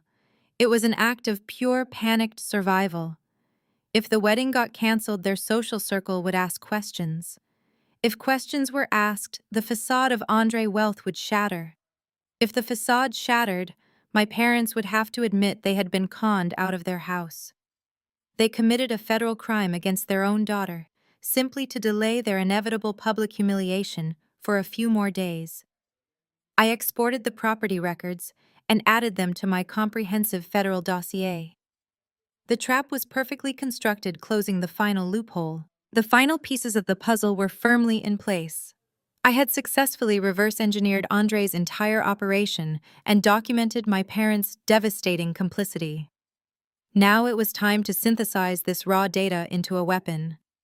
I needed to draft a whistleblower report so comprehensive and legally airtight that the federal authorities would have no choice but to act immediately. I opened a blank document and began structuring the dossier. The objective was clarity and undeniable proof. I created a master index dividing the evidence into 3 distinct categories. The first section focused exclusively on the wire fraud and credit card theft perpetrated against me. I attached the official dispute confirmation from American Express, along with the detailed transaction logs. I then inserted the most critical piece of evidence: the IP address tracking report proving the forged digital signature originated from Andre's location. This established the immediate felony and linked Andre directly to the fraudulent charge. The second section detailed the anatomy of the Ponzi scheme. I provided the corporate registry documents for his shell companies, exposing the fraudulent nature of his board of directors and highlighting his chief financial officer's criminal record. I mapped the flow of funds using the routing numbers and international transfer records demonstrating how investor capital was diverted to offshore accounts in Cyprus. I included the cross-reference timeline matching his luxury expenditures with the exact dates he received new investments. This section transformed him from a simple scammer into the orchestrator of a highly sophisticated interstate financial crime. The third and final section documented the source of his most recent capital injection. I attached the public property records detailing my parents' $300,000 home equity line of credit. I explicitly connected this predatory loan to the final massive transfer that kept Andre's scheme afloat just long enough for him to abscond to his honeymoon. This demonstrated the ongoing and active nature of the fraud, proving that he was still actively recruiting and draining new victims. I reviewed the dossier. It was 80 pages of undeniable documented federal crimes. I saved the file to a secure encrypted drive and prepared to initiate the formal reporting process. I navigated to the official tip portal for the United States Securities and Exchange Commission. As a financial auditor, I was intimately familiar with their reporting protocols. I bypassed the standard consumer complaint forms and accessed the dedicated portal for corporate whistleblowers. I filled out the intake questionnaire, detailing the nature of the fraud, the estimated number of victims, and the total amount of misappropriated funds. In the narrative section, I provided a clinical objective summary of Andre's operation, emphasizing the use of unregistered securities and fraudulent financial projections to solicit capital. I uploaded the encrypted dossier, ensuring all identifying information was correctly categorized. I hit submit and received a confirmation tracking number. But the SEC moves slowly, often taking months to initiate a formal investigation. I did not have months. I needed immediate tactical intervention. I needed law enforcement capable of executing federal warrants. I navigated to the Internet Crime Complaint Center, operated by the Federal Bureau of Investigation. I submitted a secondary report, this one focusing specifically on the wire fraud, money laundering, and the international transfer of stolen assets. I emphasized that the perpetrator was currently outside the jurisdiction of the United States, utilizing stolen funds to finance his international travel. This critical detail elevated the urgency of the report, ensuring it would be flagged for immediate review by an active agent. I finalized the submissions and closed my browser. The digital guillotine was primed and waiting. The federal machinery had been activated. It was no longer a matter of if Andre would be apprehended, but when. And when the FBI began tracing the stolen capital, they would inevitably arrive at the doorstep of my parents' home, the very house they no longer owned. I leaned back in my chair, the silence of my London apartment amplifying the magnitude of what I had just accomplished. I had effectively orchestrated the total destruction of the illusion my family had dedicated their lives to maintaining. They had prioritized status and a fake billionaire over their own daughter. Now they would reap the absolute devastation of their choices. I walked to my kitchen and poured a fresh cup of coffee. The sun was fully up, casting a bright, relentless light across the city. The next few days required absolute patience. I had to let the bank chargeback process naturally. I had to let the federal authorities digest the dossier and initiate their protocols. I had to maintain total radio silence and allow my family to remain blissfully ignorant of the impending catastrophe. I opened my phone and checked my messages. The family group chat was still active, buzzing with photos from the wedding and updates from the honeymoon. My aunts and cousins were still trading gossip and praising Madison's perfect life. My parents were still accepting congratulations and basking in the glow of their perceived high society triumph. They were dancing on the deck of a sinking ship, entirely unaware that I had just detonated the hull. I silenced the notifications and placed my phone face down on the counter. The work was done, the trap was set. Now I simply had to wait for the inevitable moment when the illusion shattered and the real world came crashing down. Day 2 arrived with the steady drizzle typical of a London morning. I woke up at exactly 6 o'clock feeling an unparalleled sense of tranquility. There were no frantic text messages from Catherine demanding I apologize for my behavior at the venue. There were no passive-aggressive emails from William threatening to cut me out of the family will.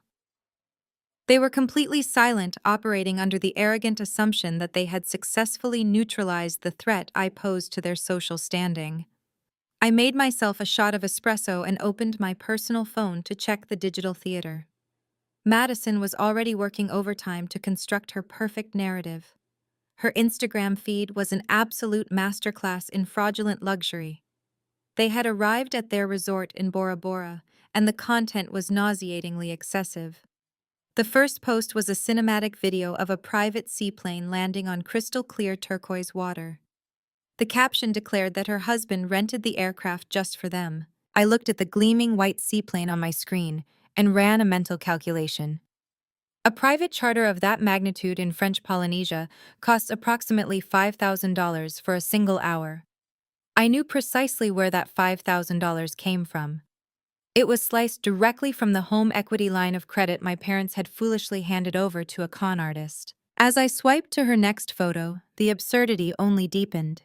Madison was posing on the deck of a massive overwater bungalow, wearing a silk designer robe that retailed for more than my first car. She was holding a glass of vintage champagne, toasting to her flawless new life. The geotag confirmed they were staying at a premier luxury resort in their most exclusive estate suite. That specific suite runs upwards of $8,000 per night. They were booked for a 2-week stay. Doing the math in my head, I realized Andre was burning through over $100,000 on the honeymoon alone. He was bleeding my parents' retirement fund completely dry to buy likes and comments from strangers on the internet. I went to work on day 3, feeling entirely detached from the unfolding tragedy. My corporate colleagues noticed my excellent mood. I navigated my audit meetings with razor-sharp precision, closing out compliance reports ahead of schedule. Meanwhile, my phone sat in my desk drawer, silently accumulating updates from the family group chat. Catherine was sending dozens of messages to her siblings and cousins, bragging about the exclusive excursions Andre had booked for the newlyweds. She typed out long paragraphs detailing a private scuba diving tour with manta rays and an underwater dining experience that required a specialized submarine capsule. She was gorging herself on the envy of our extended relatives, completely blind to the fact that she was financing the entire charade with her own imminent bankruptcy. Day 4 arrived and the tension in my apartment was electric. The international banking system is a massive invisible machine that operates on strict, inflexible timelines. When I initiated the fraud protocol, the bank placed a provisional hold on the funds. This hold is essentially a ghost transaction. It shows up on the merchant account as a pending approval, giving the venue owner the false confidence to proceed with his business operations. But underneath that digital green checkmark, the automated clearinghouse network was actively investigating the authorization protocols. By the end of day 4, the network algorithms had officially flagged the missing digital signature and matched it with the fraudulent Internet Protocol address I had provided. The reversal was quietly loading in the background of the financial matrix. I spent the evening of day 4, sitting on my velvet sofa, watching the final hours of my family's delusion slip away. Madison posted a live video update from the deck of a chartered catamaran. She was wearing a massive diamond necklace that she claimed Andre surprised her with at breakfast. The diamonds sparkled under the tropical sun, while she giggled into the camera, telling her followers how incredibly blessed she felt to be married to a self-made tech genius. Andre stepped into the frame wearing designer linen, holding a premium cigar and kissing her on the cheek. They looked like the ultimate power couple. They looked untouchable. But I knew the truth.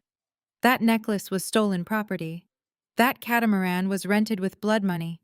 And that tech genius was a federal criminal counting down his final hours of freedom. I opened my banking application one last time before bed on the 4th night. The pending status on the $67,450 charge was beginning to transition. Internal codes were shifting from temporary hold to permanent rejection. The banking system was preparing to execute the final clawback. I felt a surge of pure, unadulterated justice. For years, Catherine and William had told me I was a failure because I did not prioritize high society aesthetics. They had constantly belittled my career in financial technology, treating my profession as a boring, mundane choice compared to Madison's glamorous lifestyle.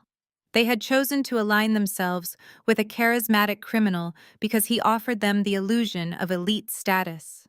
They craved that external validation more than they loved their own flesh and blood. Now the boring financial technology auditor was the architect of their total destruction. I had not yelled at them. I had not begged them to love me. I had simply stepped out of the way and let their own breathtaking arrogance lead them straight off a cliff. The clock ticked past midnight, officially ushering in the 5th day. The banking system would process the reversal precisely at 9 in the morning Eastern Standard Time. When the venue owner opened his accounting software, he was going to see a massive financial crater where his profit should have been. The illusion was over. The honeymoon was dead. The real world was about to break down their doors. At exactly 2 in the afternoon, London time, which was precisely 9 in the morning on the East Coast, I sat at my desk and refreshed the banking portal. The screen blinked and the data updated. The provisional credit vanished.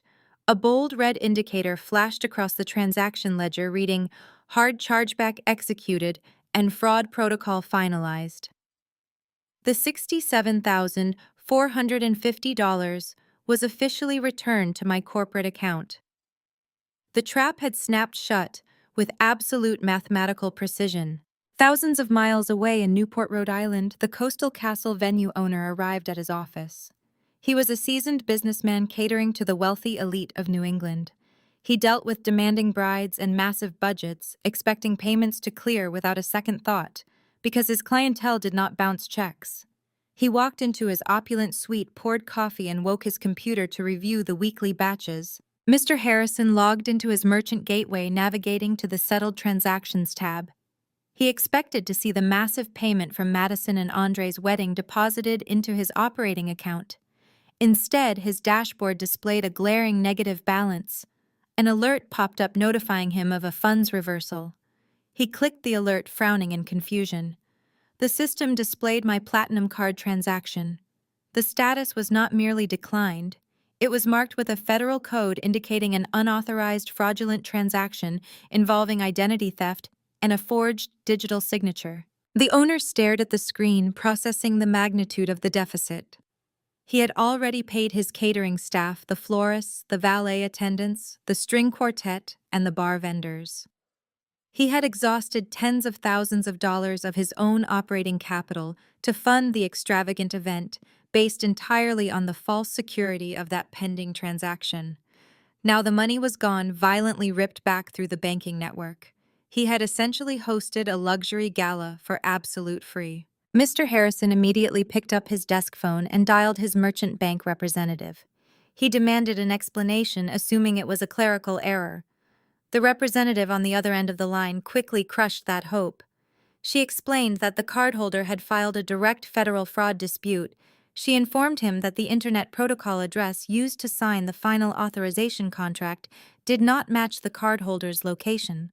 The bank had verified the fraud, and the chargeback was permanent and non-negotiable. The representative advised him that the individuals who booked the venue had committed wire fraud. Panic and fury instantly consumed the venue owner. He pulled the client file for the wedding. The primary contacts listed were Catherine and William. They had signed the liability waivers as the official hosts of the event. They were the ones who had assured him the final payment was secured. They were the ones who smiled and drank his top-shelf champagne while knowing they were actively defrauding his business. He realized in that moment that he was not dealing with wealthy suburbanites experiencing a banking glitch. He was dealing with criminals who had orchestrated a massive theft. Mr. Harrison did not hesitate. He operated a lucrative business and did not tolerate theft. He immediately dialed his corporate attorney, instructing him to draft a civil lawsuit against Catherine and William for breach of contract and grand larceny. But he did not stop there. Because the fraud involved stolen credit card information and forged signatures, it crossed into criminal territory. He contacted the local Rhode Island Police Department and filed a formal police report for felony theft of services. He handed over all the contact information, email addresses, and physical addresses he had on file for my parents and Andre. While Mr. Harrison was mobilizing his legal and law enforcement assets, I remained seated in my London office watching the digital shockwaves ripple outward. I almost felt the atmospheric pressure dropping across the Atlantic. The financial mechanisms I had activated were now entirely autonomous. I did not need to lift another finger. The system was designed to protect assets and punish thieves with ruthless efficiency. I checked the offshore tracing program I had set up for Andre's accounts. The federal authorities had moved faster than I anticipated. The Cypriot bank accounts that held his stolen investor capital, including my parents' $300,000 home equity loan, were now returning frozen status codes. The Securities and Exchange Commission had successfully locked down his entire financial network. Andre sat in a luxury overwater bungalow completely cut off from his stolen wealth. He had no access to cash, no access to credit, and no way to pay for the exorbitant honeymoon he was currently broadcasting to the world. Madison was applying filters to photos, oblivious that she was stranded on a tropical island with a federal criminal. They were effectively broke. Back in Connecticut, the sun was shining on my parents' pristine suburban neighborhood. Catherine was likely sitting on her patio drinking a morning mimosa and scrolling through Madison's social media updates. She probably felt immense relief believing they had successfully navigated the financial crisis. She thought she had outsmarted me, outsmarted the venue, and secured her daughter's place in the upper echelon of high society. She had absolutely no idea that a Category 5 financial hurricane had just made landfall on her doorstep. I checked the clock. It was 9:30 on the East Coast. Mr. Harrison would be making his phone calls right about now.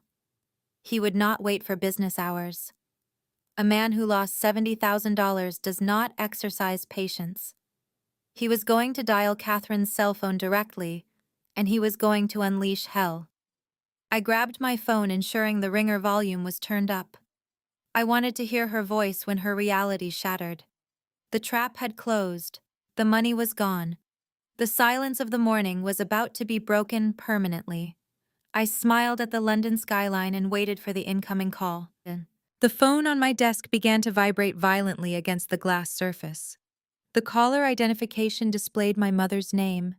I let it ring 3 times, allowing her anxiety to peak before I finally pressed the accept button and brought the device to my ear.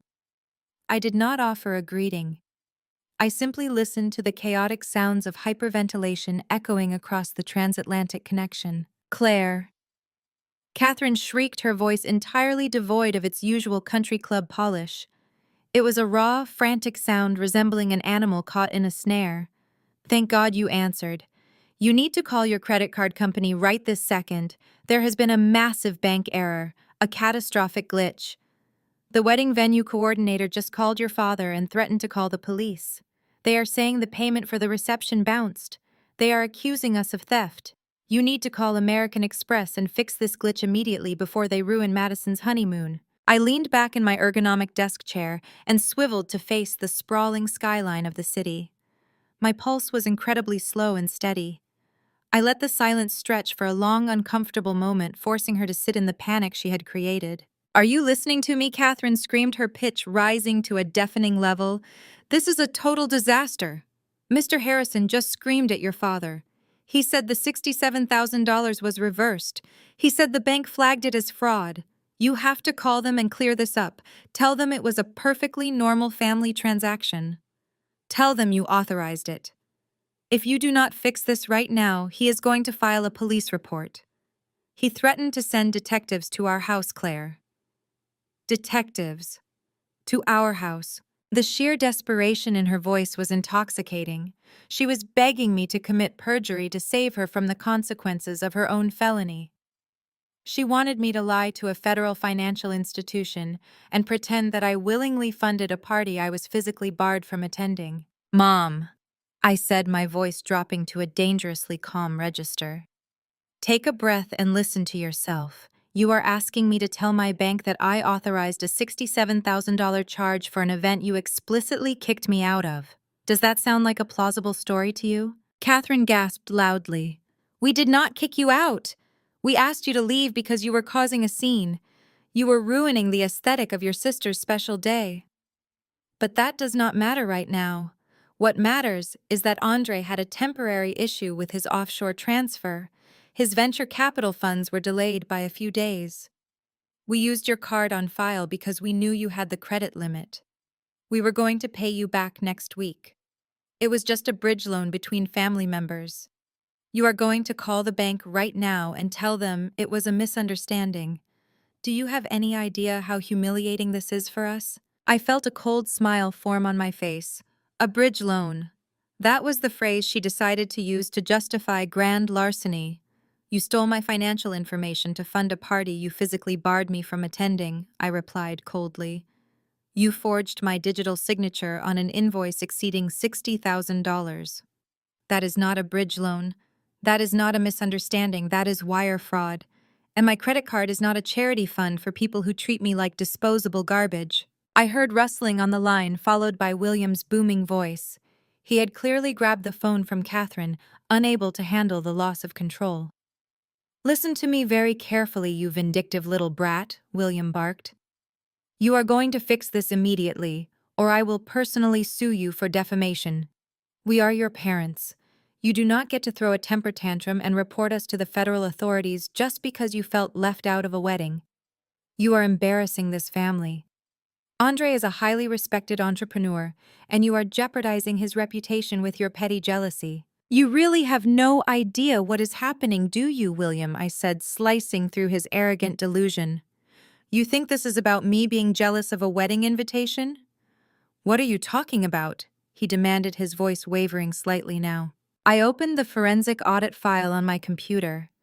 I wanted to drag this out, but the sheer stupidity of his threats required an immediate reality check. There is no bank error, I stated cleanly. The payment bounced because I personally ordered the bank to reverse it. I reported the transaction as felony fraud. William let out a sharp, hard breath. You reversed it. You called the bank and reversed a payment for your own sister's wedding. Are you insane? Do you realize the legal jeopardy you just placed us in? The venue owner is threatening a massive civil lawsuit for breach of contract. We signed the liability paperwork, Claire. We are legally on the hook for that money. You need to call the bank back and authorize the charge, or we will lose everything. You already lost everything, William, I replied, my voice absolutely devoid of emotion. You lost everything the moment you handed your life savings to a professional scammer. And you sealed your fate the moment you decided to steal from a senior financial auditor to cover up your own bankruptcy. What exactly is she saying? Catherine cried out loudly in the background. William, what on earth is she talking about? I am talking about the fact that you are completely broke, I continued relentlessly. You have absolutely no money left to pay Mr. Harrison because you gave it all to Andre, and I will never ever bail you out of a massive federal crime. The silence that followed my declaration was heavy and suffocating. I could practically hear the gears grinding in William's head as he tried to process the sheer magnitude of the information I had just dropped on him. Denial is a powerful psychological mechanism, especially for a man who has spent his entire life curating an image of infallible superiority. When he finally spoke, his voice shook with a dangerous, volatile rage that I had not heard since my teenage years. You are a psychotic, jealous liar, William bellowed into the receiver, his words slurring slightly from the adrenaline. You made this entire story up because you are bitter. You have always resented your sister. You have always hated that she found a successful man while you sit alone in a foreign country. Andre is a genius. He has venture capital backing. He has corporate board members. I have seen the prospectuses with my own eyes. You are trying to sabotage this family out of pure spite, but I will not let you. I am filing a massive defamation lawsuit against you. I will sue you for every penny. You will never work in finance again when I am finished with you. I listened to his tirade without interrupting. I wanted him to expend all his residual arrogance before I crushed it. You are not going to sue anyone, William, I replied, my voice maintaining its surgical precision. Lawsuits require expensive attorneys, and you cannot afford a consultation fee. Your liquid assets are entirely gone. You drained your checking accounts to pay for Madison's bridal showers and rehearsal dinners. And you gave the remaining $300,000 of your net worth to a man who used it to buy a luxury sports car and a high-end wardrobe. That is an absolute fabrication, he shouted, his voice cracking, betraying deep-seated panic taking root in his chest. Is it a fabrication? I asked coldly. Let us review the empirical data. 8 months ago, you and Catherine visited a strip mall in New Jersey. You walked into the office of a predatory hard money lender. You signed a deed of trust securing a home equity line of credit against your fully paid-off retirement property. The principal amount was exactly $300,000. The interest rate is a staggering 15%. You structured it with an interest-only payment plan for the first 12 months, followed by a massive balloon payment. You handed that cash directly to Andre, under the delusion that you were securing founders' shares in an initial public offering. But Andre never registered any shares with the Securities and Exchange Commission. He just pocketed your cash to keep his Ponzi scheme afloat. William stopped breathing. The line went completely dead for several seconds. He knew I had the facts. He knew I could not possibly have invented the specific terms of a secret high-risk loan they had taken out across state lines. The realization that I was not bluffing, that I had forensically dismantled his entire financial reality, hit him with the force of a freight train. William Catherine whimpered in the background, her voice echoing through the receiver. What is she saying? William, tell me she is lying. Tell me our house is safe. He did not answer her. He could not. The illusion of his financial genius had evaporated, leaving him completely exposed. You are going to lose the house, William, I stated, presenting the facts without a shred of empathy. You have a balloon payment coming due that you cannot fulfill. Mr. Harrison is going to win his civil lawsuit for the unpaid $67,000 venue bill. The judge will place a lien on whatever assets you have left. You are going to be evicted. You will have to declare bankruptcy. Your country club friends will read about the foreclosure in the local public notices. Every person you have ever tried to impress is going to know that you were conned by your own son-in-law and that you resorted to credit card fraud to hide your insolvency. Give me the phone! Catherine suddenly shrieked, wresting the device away from her husband. Claire, please, you have to listen to me. Her tone had shifted entirely. The venomous arrogance she had wielded at the castle entrance was completely gone. In its place was pure desperation. Claire. Honey, you are scaring us, Catherine sobbed. Her tears sounded genuine now, fueled by absolute terror. You are our daughter. We are your family. You cannot just leave us in this situation. We made a mistake. We were under so much pressure with the wedding costs, and Andre promised us the money would be available. We just borrowed your card temporarily to avoid a crisis. It was a momentary lapse in judgment. Please, you have to fix this. You are so smart with money. You can call the bank and authorize the charge. We will figure out a way to pay you back. I promise we will make it right. You cannot let them take our home. You cannot ruin Madison's honeymoon. She is your sister. I closed my eyes and took a slow, deliberate breath. The sheer audacity of her plea was staggering. Less than a week ago, she had looked me in the eye and told me I was not fit to stand in the same room as her elite guests. She allowed security to threaten me. You are not my family, Catherine, I said, my voice dropping to an icy whisper. You threw me away because I did not fit your aesthetic. But the moment you need a scapegoat for your financial crimes, suddenly, I am your daughter again. I am not a backup bank account. Please, Catherine begged, weeping openly. We will go to jail. I did not destroy your lives, I replied calmly. I simply handed authorities a map. You are entirely on your own. I ended the call immediately and placed my smartphone face down on the glass desk. The silence in my London office was absolute. I took a deep breath, letting the satisfaction of the moment wash over me. I had finally cut the cord. But I knew men like William. They do not accept defeat gracefully. They are accustomed to bullying their way out of consequences. True to form, less than 3 minutes later, the heavy black multi-line telephone on my corporate desk began to ring. It was an external international transfer from the main reception switchboard of my firm. I had blocked his cell phone number, so he bypassed my personal devices entirely and called my employer. I pressed the speaker button. Claire, he growled, his voice echoing through my office. Do not ever hang up on me again. You are acting like a petulant child.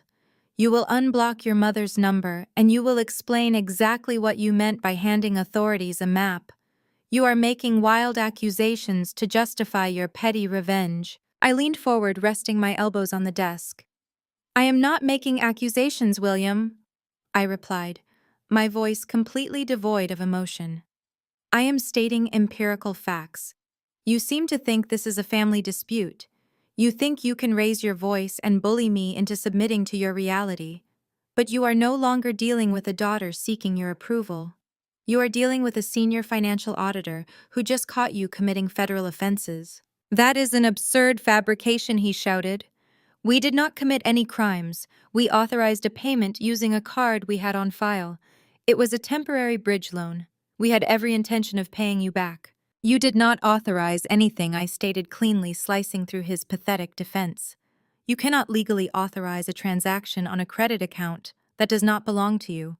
That is called credit card fraud. But that is not even the most severe crime you committed yesterday.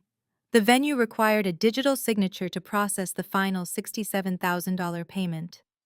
They sent an electronic document that required the signer to verify their identity. Someone checked that box and typed my name. We were under extreme duress. William stammered, his confident facade beginning to fracture. The venue coordinator was threatening to cancel the entire reception while the guests were arriving. We had to push the paperwork through to buy us a few days until Andre's offshore wire cleared. It was a victimless administrative shortcut. There is no such thing as a victimless administrative shortcut in the banking sector, I replied.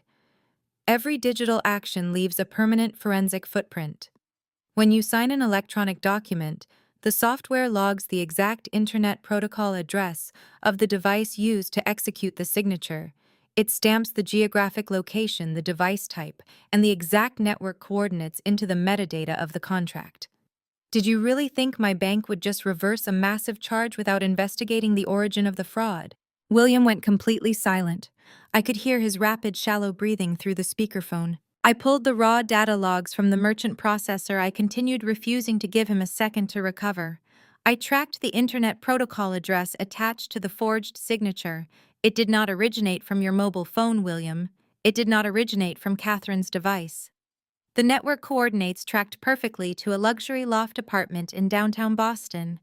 It came directly from Andre's personal laptop. Your brilliant billionaire son-in-law sat in his apartment, opened the venue invoice, typed my name, and committed federal wire fraud to pay for his own wedding. That is impossible, William gasped, his voice dropping to a terrified whisper. Andre was helping us with the logistics. He was managing the vendor contracts. He would not intentionally commit fraud. He just handled the paperwork for us because we were overwhelmed. He committed a federal felony, I corrected him harshly. Under the law, transmitting fraudulent authorizations across state lines or international borders using a telecommunications network constitutes wire fraud. Each instance carries a maximum penalty of 20 years in a federal penitentiary. Andre forged my identity to steal $67,000. And because you and Catherine willfully provided him with my credit card details, you are legally classified as co-conspirators. You facilitated the crime. We did not know, William pleaded, completely abandoning his authoritative tone. We did not know he was going to forge your signature. We just gave him the billing details to hold the reservation. You have to believe us, Claire. You cannot let them arrest us for a mistake. Ignorance is not a valid legal defense, I replied coldly. But your intent does not even matter at this point. The mechanism is already in motion. You demanded to know what I meant when I said I handed the authorities a map. Let me be perfectly clear. I did not just call American Express and ask for a refund. I compiled the Internet Protocol logs, the transaction data, the forged signature metadata, and the geographic tracking information into a comprehensive digital dossier. What did you do? William asked, his voice cracking with absolute terror. I submitted that entire dossier directly to the Financial Crimes Division of the Federal Bureau of Investigation. I stated, delivering the ultimate fatal blow. I also filed a concurrent report with the Securities and Exchange Commission. You wanted to play high society games with a man who wears expensive suits and talks about venture capital.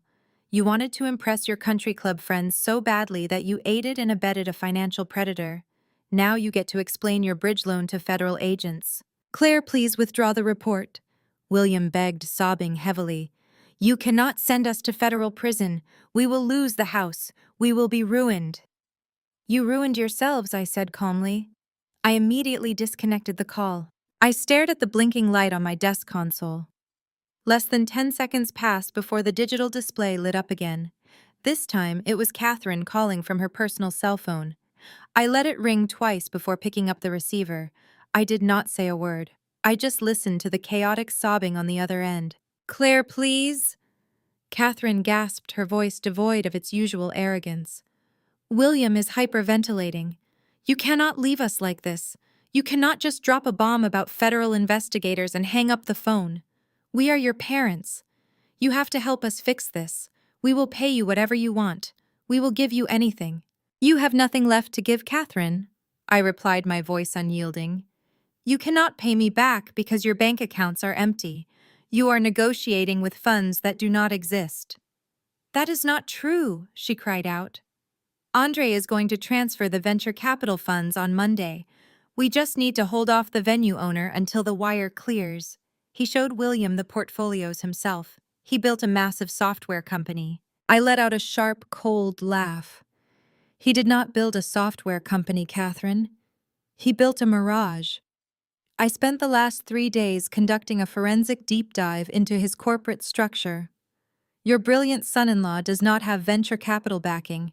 His company has zero actual revenue. His board of directors consists of fake profiles. His chief financial officer is a convicted felon who served time in Florida for running the exact same type of scam.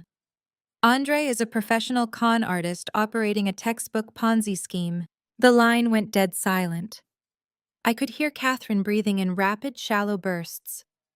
In the background, I heard William stammering incoherent words of denial. He targets wealthy suburbanites who desperately want to feel like elite investors, I continued methodically. He uses complex technological jargon to confuse you into handing over your savings. He then uses your fresh capital to pay off older investors, creating the illusion of a profitable business. But the vast bulk of the cash goes directly into his personal offshore accounts to fund his luxury lifestyle. He is not a tech mogul. He is a parasite. No, Catherine whispered. That is impossible.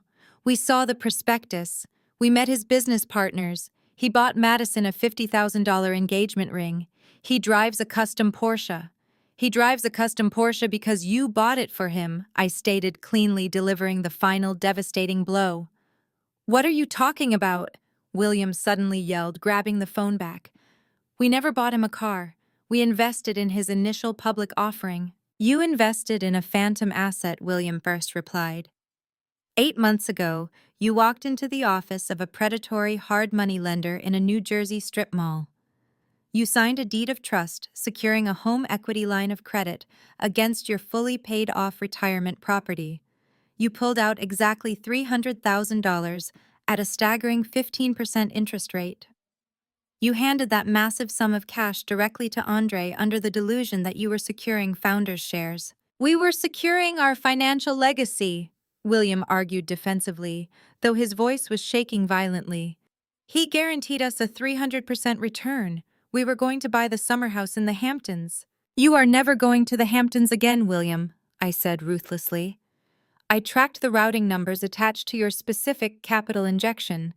The moment your $300,000 hit Andre's domestic account, he immediately transferred it to an offshore bank in Cyprus.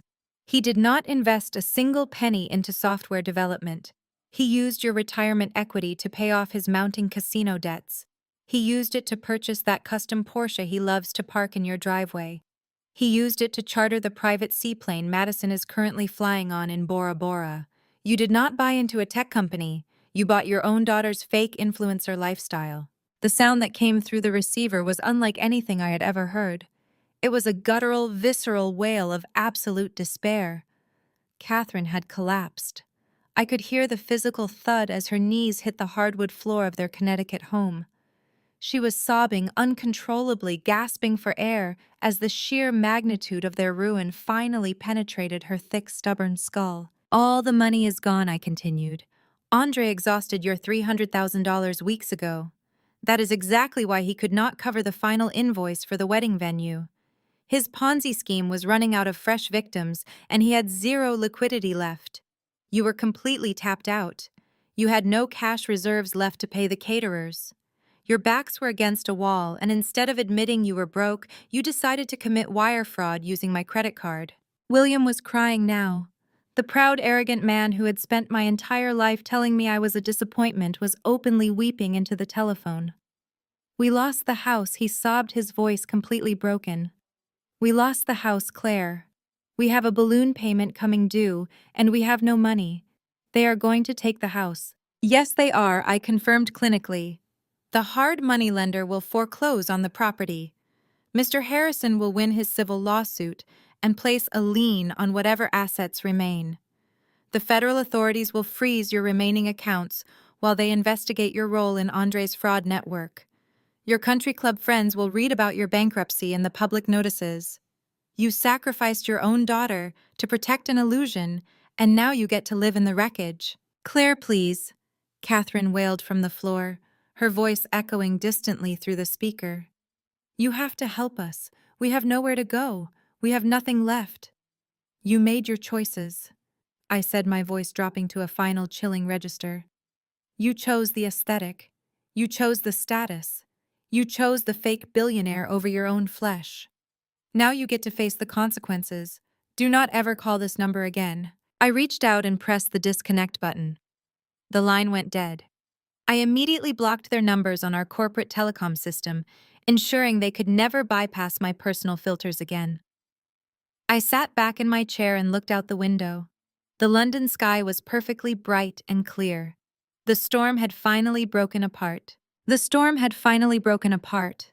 While I sat in the quiet comfort of my London office, the federal machinery I had set in motion was executing its final devastating sequence across the globe.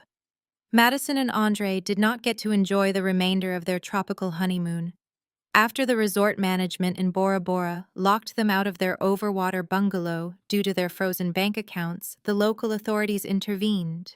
Without any access to cash or credit to pay their exorbitant balance, they were detained and subsequently deported. They were escorted to the local airport and placed on a commercial economy flight back to the United States.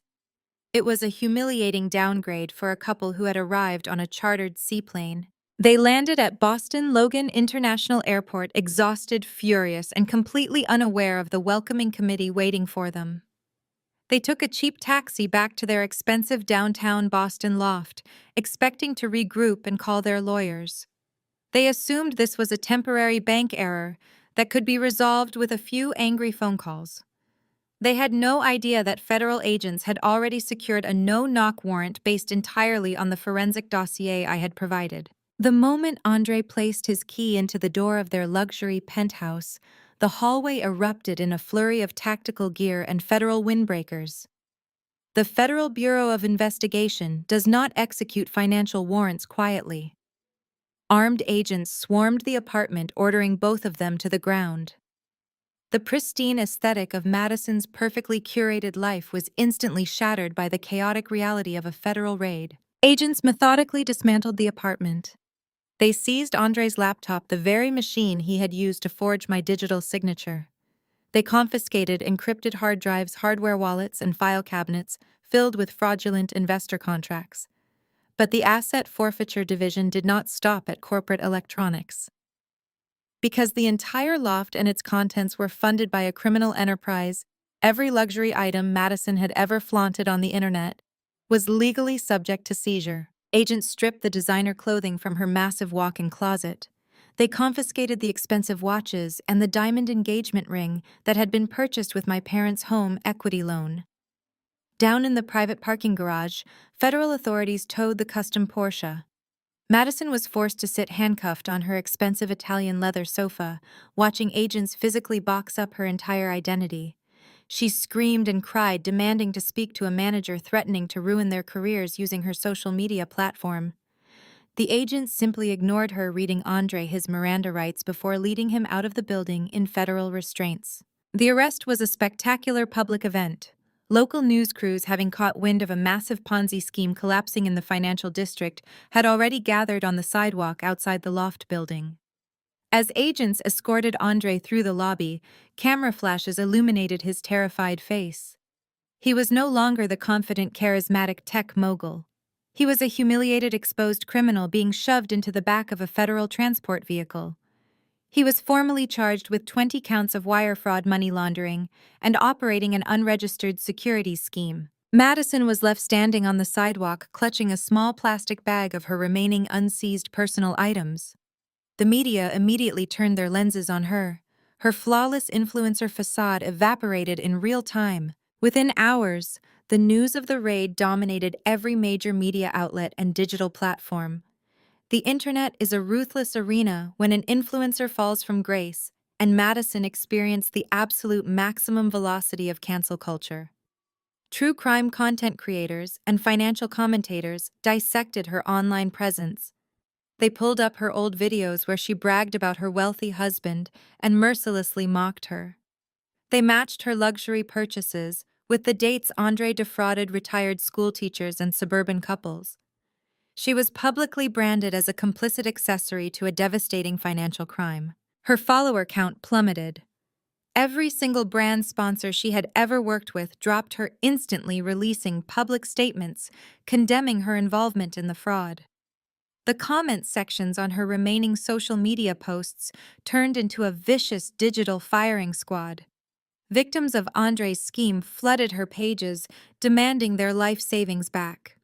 They cursed her for sipping expensive champagne while they faced bankruptcy. Madison attempted to post a frantic, tearful apology video, claiming she had no idea about the source of the money.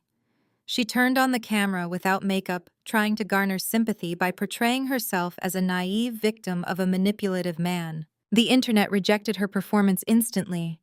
Digital sleuths pointed out that she had actively mocked her own sister just days prior, defending Andre and bragging about their elite status. They highlighted the sheer impossibility of her ignorance given the staggering velocity of their spending. She was forced to delete all her accounts, completely erasing her digital existence to escape the relentless barrage of public hatred. She had built her entire self-worth on the validation of strangers, and those same strangers had just enthusiastically destroyed her. I monitored the spectacular fallout from my laptop thousands of miles away. I read the indictment documents released by the federal prosecutor. The federal charges were ironclad. Andre would not be seeing the outside of a prison cell for a very long time. Madison was financially and socially annihilated, left with a destroyed reputation and zero marketable skills to rebuild her life. I felt absolutely no pity for them. They had arrogantly danced on the edge of a cliff assuming they were invincible. I merely provided the gentle push that gravity required. The first phase of karmic justice had been flawlessly executed. The fraudulent tech billionaire was locked in a federal holding cell, and the cruel influencer was reduced to a digital pariah. Now the consequences would inevitably ripple outward to the enablers who had financed the entire disaster, guaranteeing their absolute destruction forever. Now the consequences would inevitably ripple outward to the enablers who had financed the entire disaster, guaranteeing their absolute destruction forever. Mr. Harrison, the owner of the Newport Coastal Castle, was not a man who accepted financial defeat. The morning after the federal raid in Boston, his legal team filed a devastating civil lawsuit against Catherine and William in the state of Rhode Island. Because my parents had proudly signed the primary vendor contracts as the official hosts of the extravagant wedding, they were held entirely liable for the financial damages. Mr. Harrison did not merely sue them for the bounced $67,000. He aggressively pursued compensation for breach of contract, extensive legal fees, and severe punitive damages. When the court summons arrived at my parents' Connecticut estate, they were completely paralyzed. They had absolutely no liquid capital left to retain a competent defense attorney. Without legal representation, they failed to respond to the summons within the required window. The judge swiftly issued a default judgment in favor of the venue owner, granting him the immediate right to place a massive financial lien against their property. The legal lien was the fatal blow that triggered a catastrophic chain reaction. The predatory hard money lending firm in New Jersey actively monitored the public records of the properties they held as collateral. The moment the Rhode Island court placed a lien on my parents' house, the lender's automatic risk management software flagged their account. According to the strict covenants embedded in their high-interest home equity line of credit, any secondary legal claim placed on the property constituted an immediate breach of contract. The lender invoked the acceleration clause, instantly calling in the entire $300,000 principal. They demanded full repayment within 10 business days. Catherine and William possessed exactly $0. They could not secure a secondary loan because their credit scores had been decimated by the outstanding venue debt and their association with a federally indicted criminal. When the 10-day grace period expired, the lending firm acted with ruthless corporate efficiency. They officially initiated the foreclosure process. Within weeks, a vibrant yellow bank auction notice was hammered into the pristine manicured grass of my parents' front lawn. It was a neon beacon of failure, broadcasting their absolute financial ruin to the entire wealthy neighborhood. The psychological impact of that sign was more devastating to Catherine and William than the actual loss of money. They had spent decades building a carefully curated aesthetic of generational wealth, looking down their noses at anyone who drove a standard vehicle or shopped at discount stores.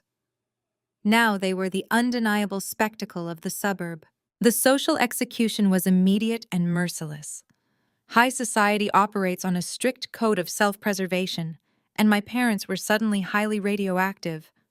The exclusive country club where they had spent years networking and gossiping revoked their membership privileges overnight, citing unpaid monthly dues and a violation of the Community Morality Clause due to the federal fraud investigation. When Catherine attempted to attend her weekly charity luncheon, the host physically turned her away at the door politely, but firmly stating that her presence was no longer appropriate. Their neighbors crossed the street to avoid making eye contact. The people who had gladly drank their imported wine at engagement parties now whispered viciously about them in the aisles of the local organic grocery store. They were completely socially exiled, stripped of every vanity metric they used to define their self-worth. To satisfy the mounting legal judgments, they were forced to liquidate everything of value. The luxury sedans they loved to parade around town were repossessed by the dealership. Catherine had to sell her designer jewelry collections and vintage handbags to pawn shops for absolute pennies on the dollar just to afford basic groceries. The bank formally seized the house, executing the eviction order with stunning speed. My parents were given exactly 72 hours to vacate the premises they had called home for 30 years. With no money and a shattered credit history, they could not secure a lease in any respectable neighborhood.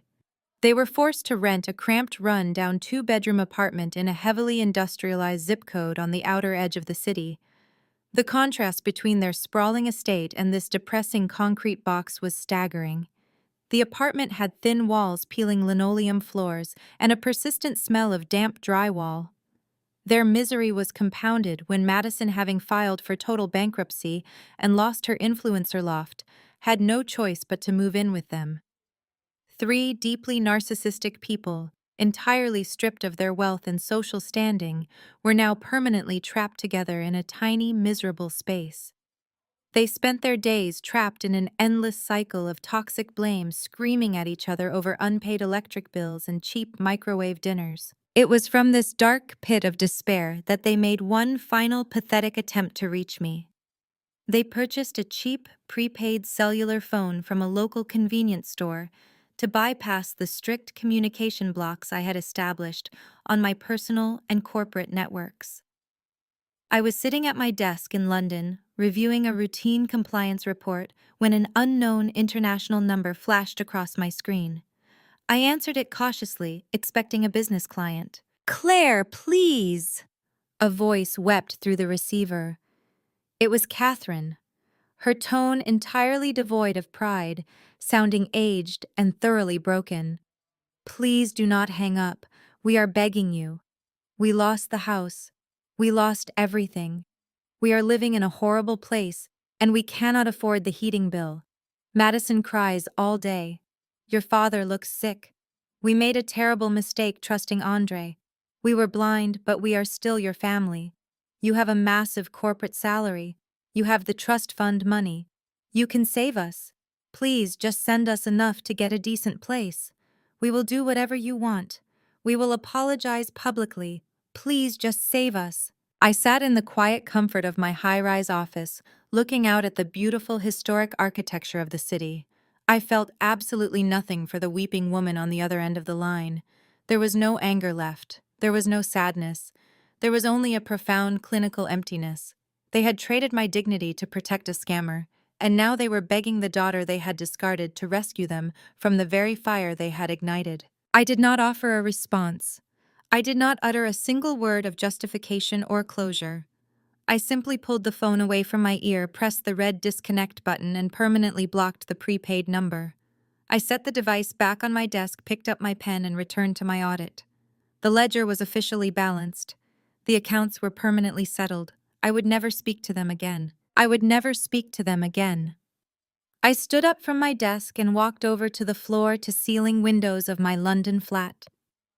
The city was alive beneath me, a sprawling network of light and movement, cutting through the evening fog.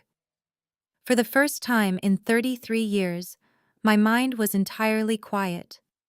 The constant background noise of my childhood, the relentless criticism, the endless comparisons, the suffocating pressure to conform to a superficial aesthetic was permanently gone. I had surgically removed the infection from my life. Looking down at the River Thames, I felt a profound sense of rebirth. Society conditions us to believe that cutting ties with your parents is a tragedy. We are taught to endure emotional abuse simply because the perpetrators share our genetic code. We are conditioned to forgive the unforgivable under the guise of family loyalty. But as I stood there, surrounded by the peace and security I had built entirely on my own, I realized that walking away was not a tragedy at all. It was the ultimate act of self-preservation. Financial independence is not just about having the ability to buy expensive things. It is about building an impenetrable fortress around your peace of mind. Catherine and William treated wealth as a costume. They used credit cards and home equity loans to buy props for a play they were putting on for their neighbors. They wanted the appearance of success without the discipline required to actually achieve it. That desperate need for external validation made them the perfect targets for a predator like Andre.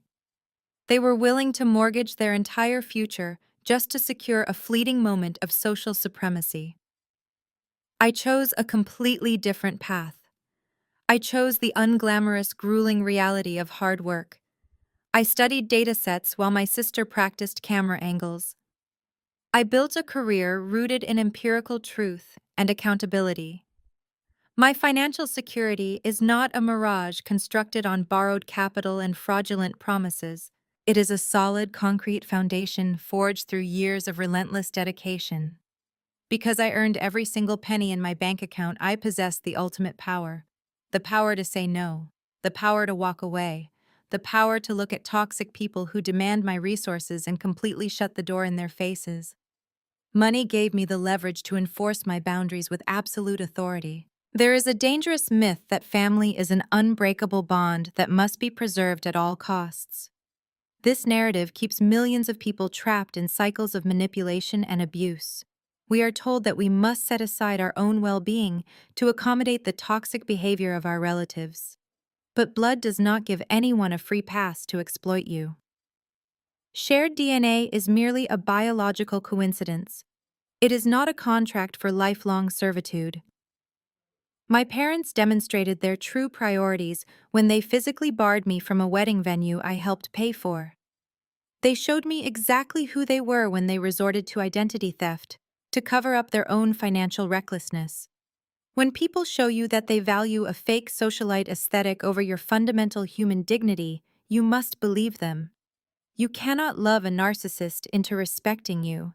You cannot reason with people who are committed to their own delusions. The only winning strategy is total amputation. By legally and emotionally detaching myself from their collapsing universe, I saved my own life. I refused to let their sinking ship drag me into the abyss. I became an orphan by choice, and in doing so, I finally became free. The concept of family is entirely malleable.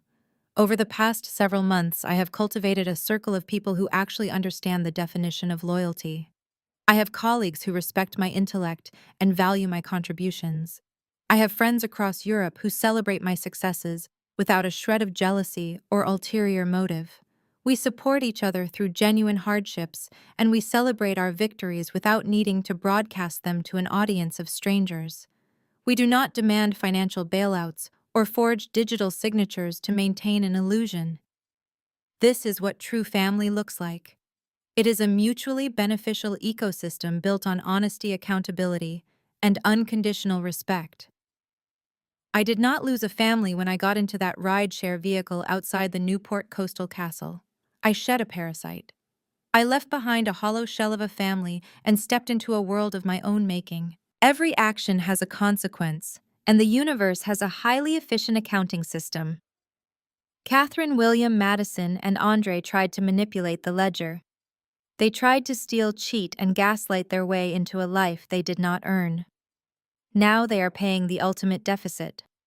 They are bankrupt, disgraced, and facing the devastating reality of their own reflection in a cramped industrial apartment. Meanwhile, my accounts are perfectly balanced. My future is secure and my peace is absolute. If you are listening to this and you are currently trapped in a toxic family dynamic, I want you to pay close attention. You do not have to stay. You do not owe your sanity to people who treat you like a disposable resource. You are allowed to pack your bags, order the car, and drive away from the burning building. Protect your assets. Protect your mental health. And never apologize for prioritizing your own survival. Start building your own fortress today. Audit your life. Identify the liabilities and cut them loose without hesitation. Have you ever had to draw a hard line and permanently cut off toxic family members to protect your financial and emotional well-being? How did you break free from the guilt trips and the manipulation? I want to read your stories in the comments below. Take a moment to hit the like button and subscribe to the channel if you believe in the absolute power of karmic justice and financial independence. Share this video with anyone who needs the courage to walk away from toxic relatives. Thank you for listening to my story. Remember that your peace is your most valuable asset and you must protect it at all costs. The story of Claire's execution of karmic justice offers a profound reflection on the complex intersection of familial duty, emotional manipulation, and self-preservation. The most striking lesson we can extract from her narrative is that financial and emotional independence is not merely a mechanism for acquiring material luxury. Rather, it serves as the absolute ultimate armor against manipulation and abuse. Throughout the story, Claire's parents and sister operate under the deeply toxic assumption that shared DNA provides a blank check for exploitation. They weaponize their perceived social status constantly, gaslight her authentic achievements, and ultimately commit felony wire fraud to fund a deceptive lifestyle. They do this while fully expecting that traditional familial loyalty will shield them from any real-world consequences.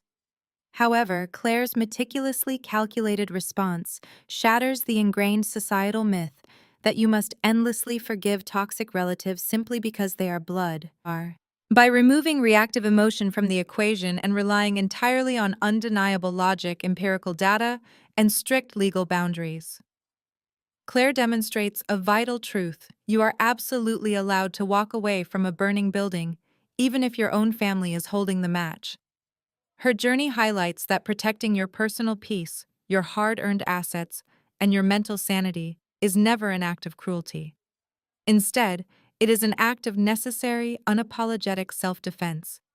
When we strip away the manufactured guilt and heavy societal expectations surrounding the concept of family, we are left with the undeniable reality that respect must always be mutual, and you do not owe your resources to people who view you as expendable. Audit your own relationships today to identify the toxic ties draining your well-being and summon the courage to unapologetically cut them loose.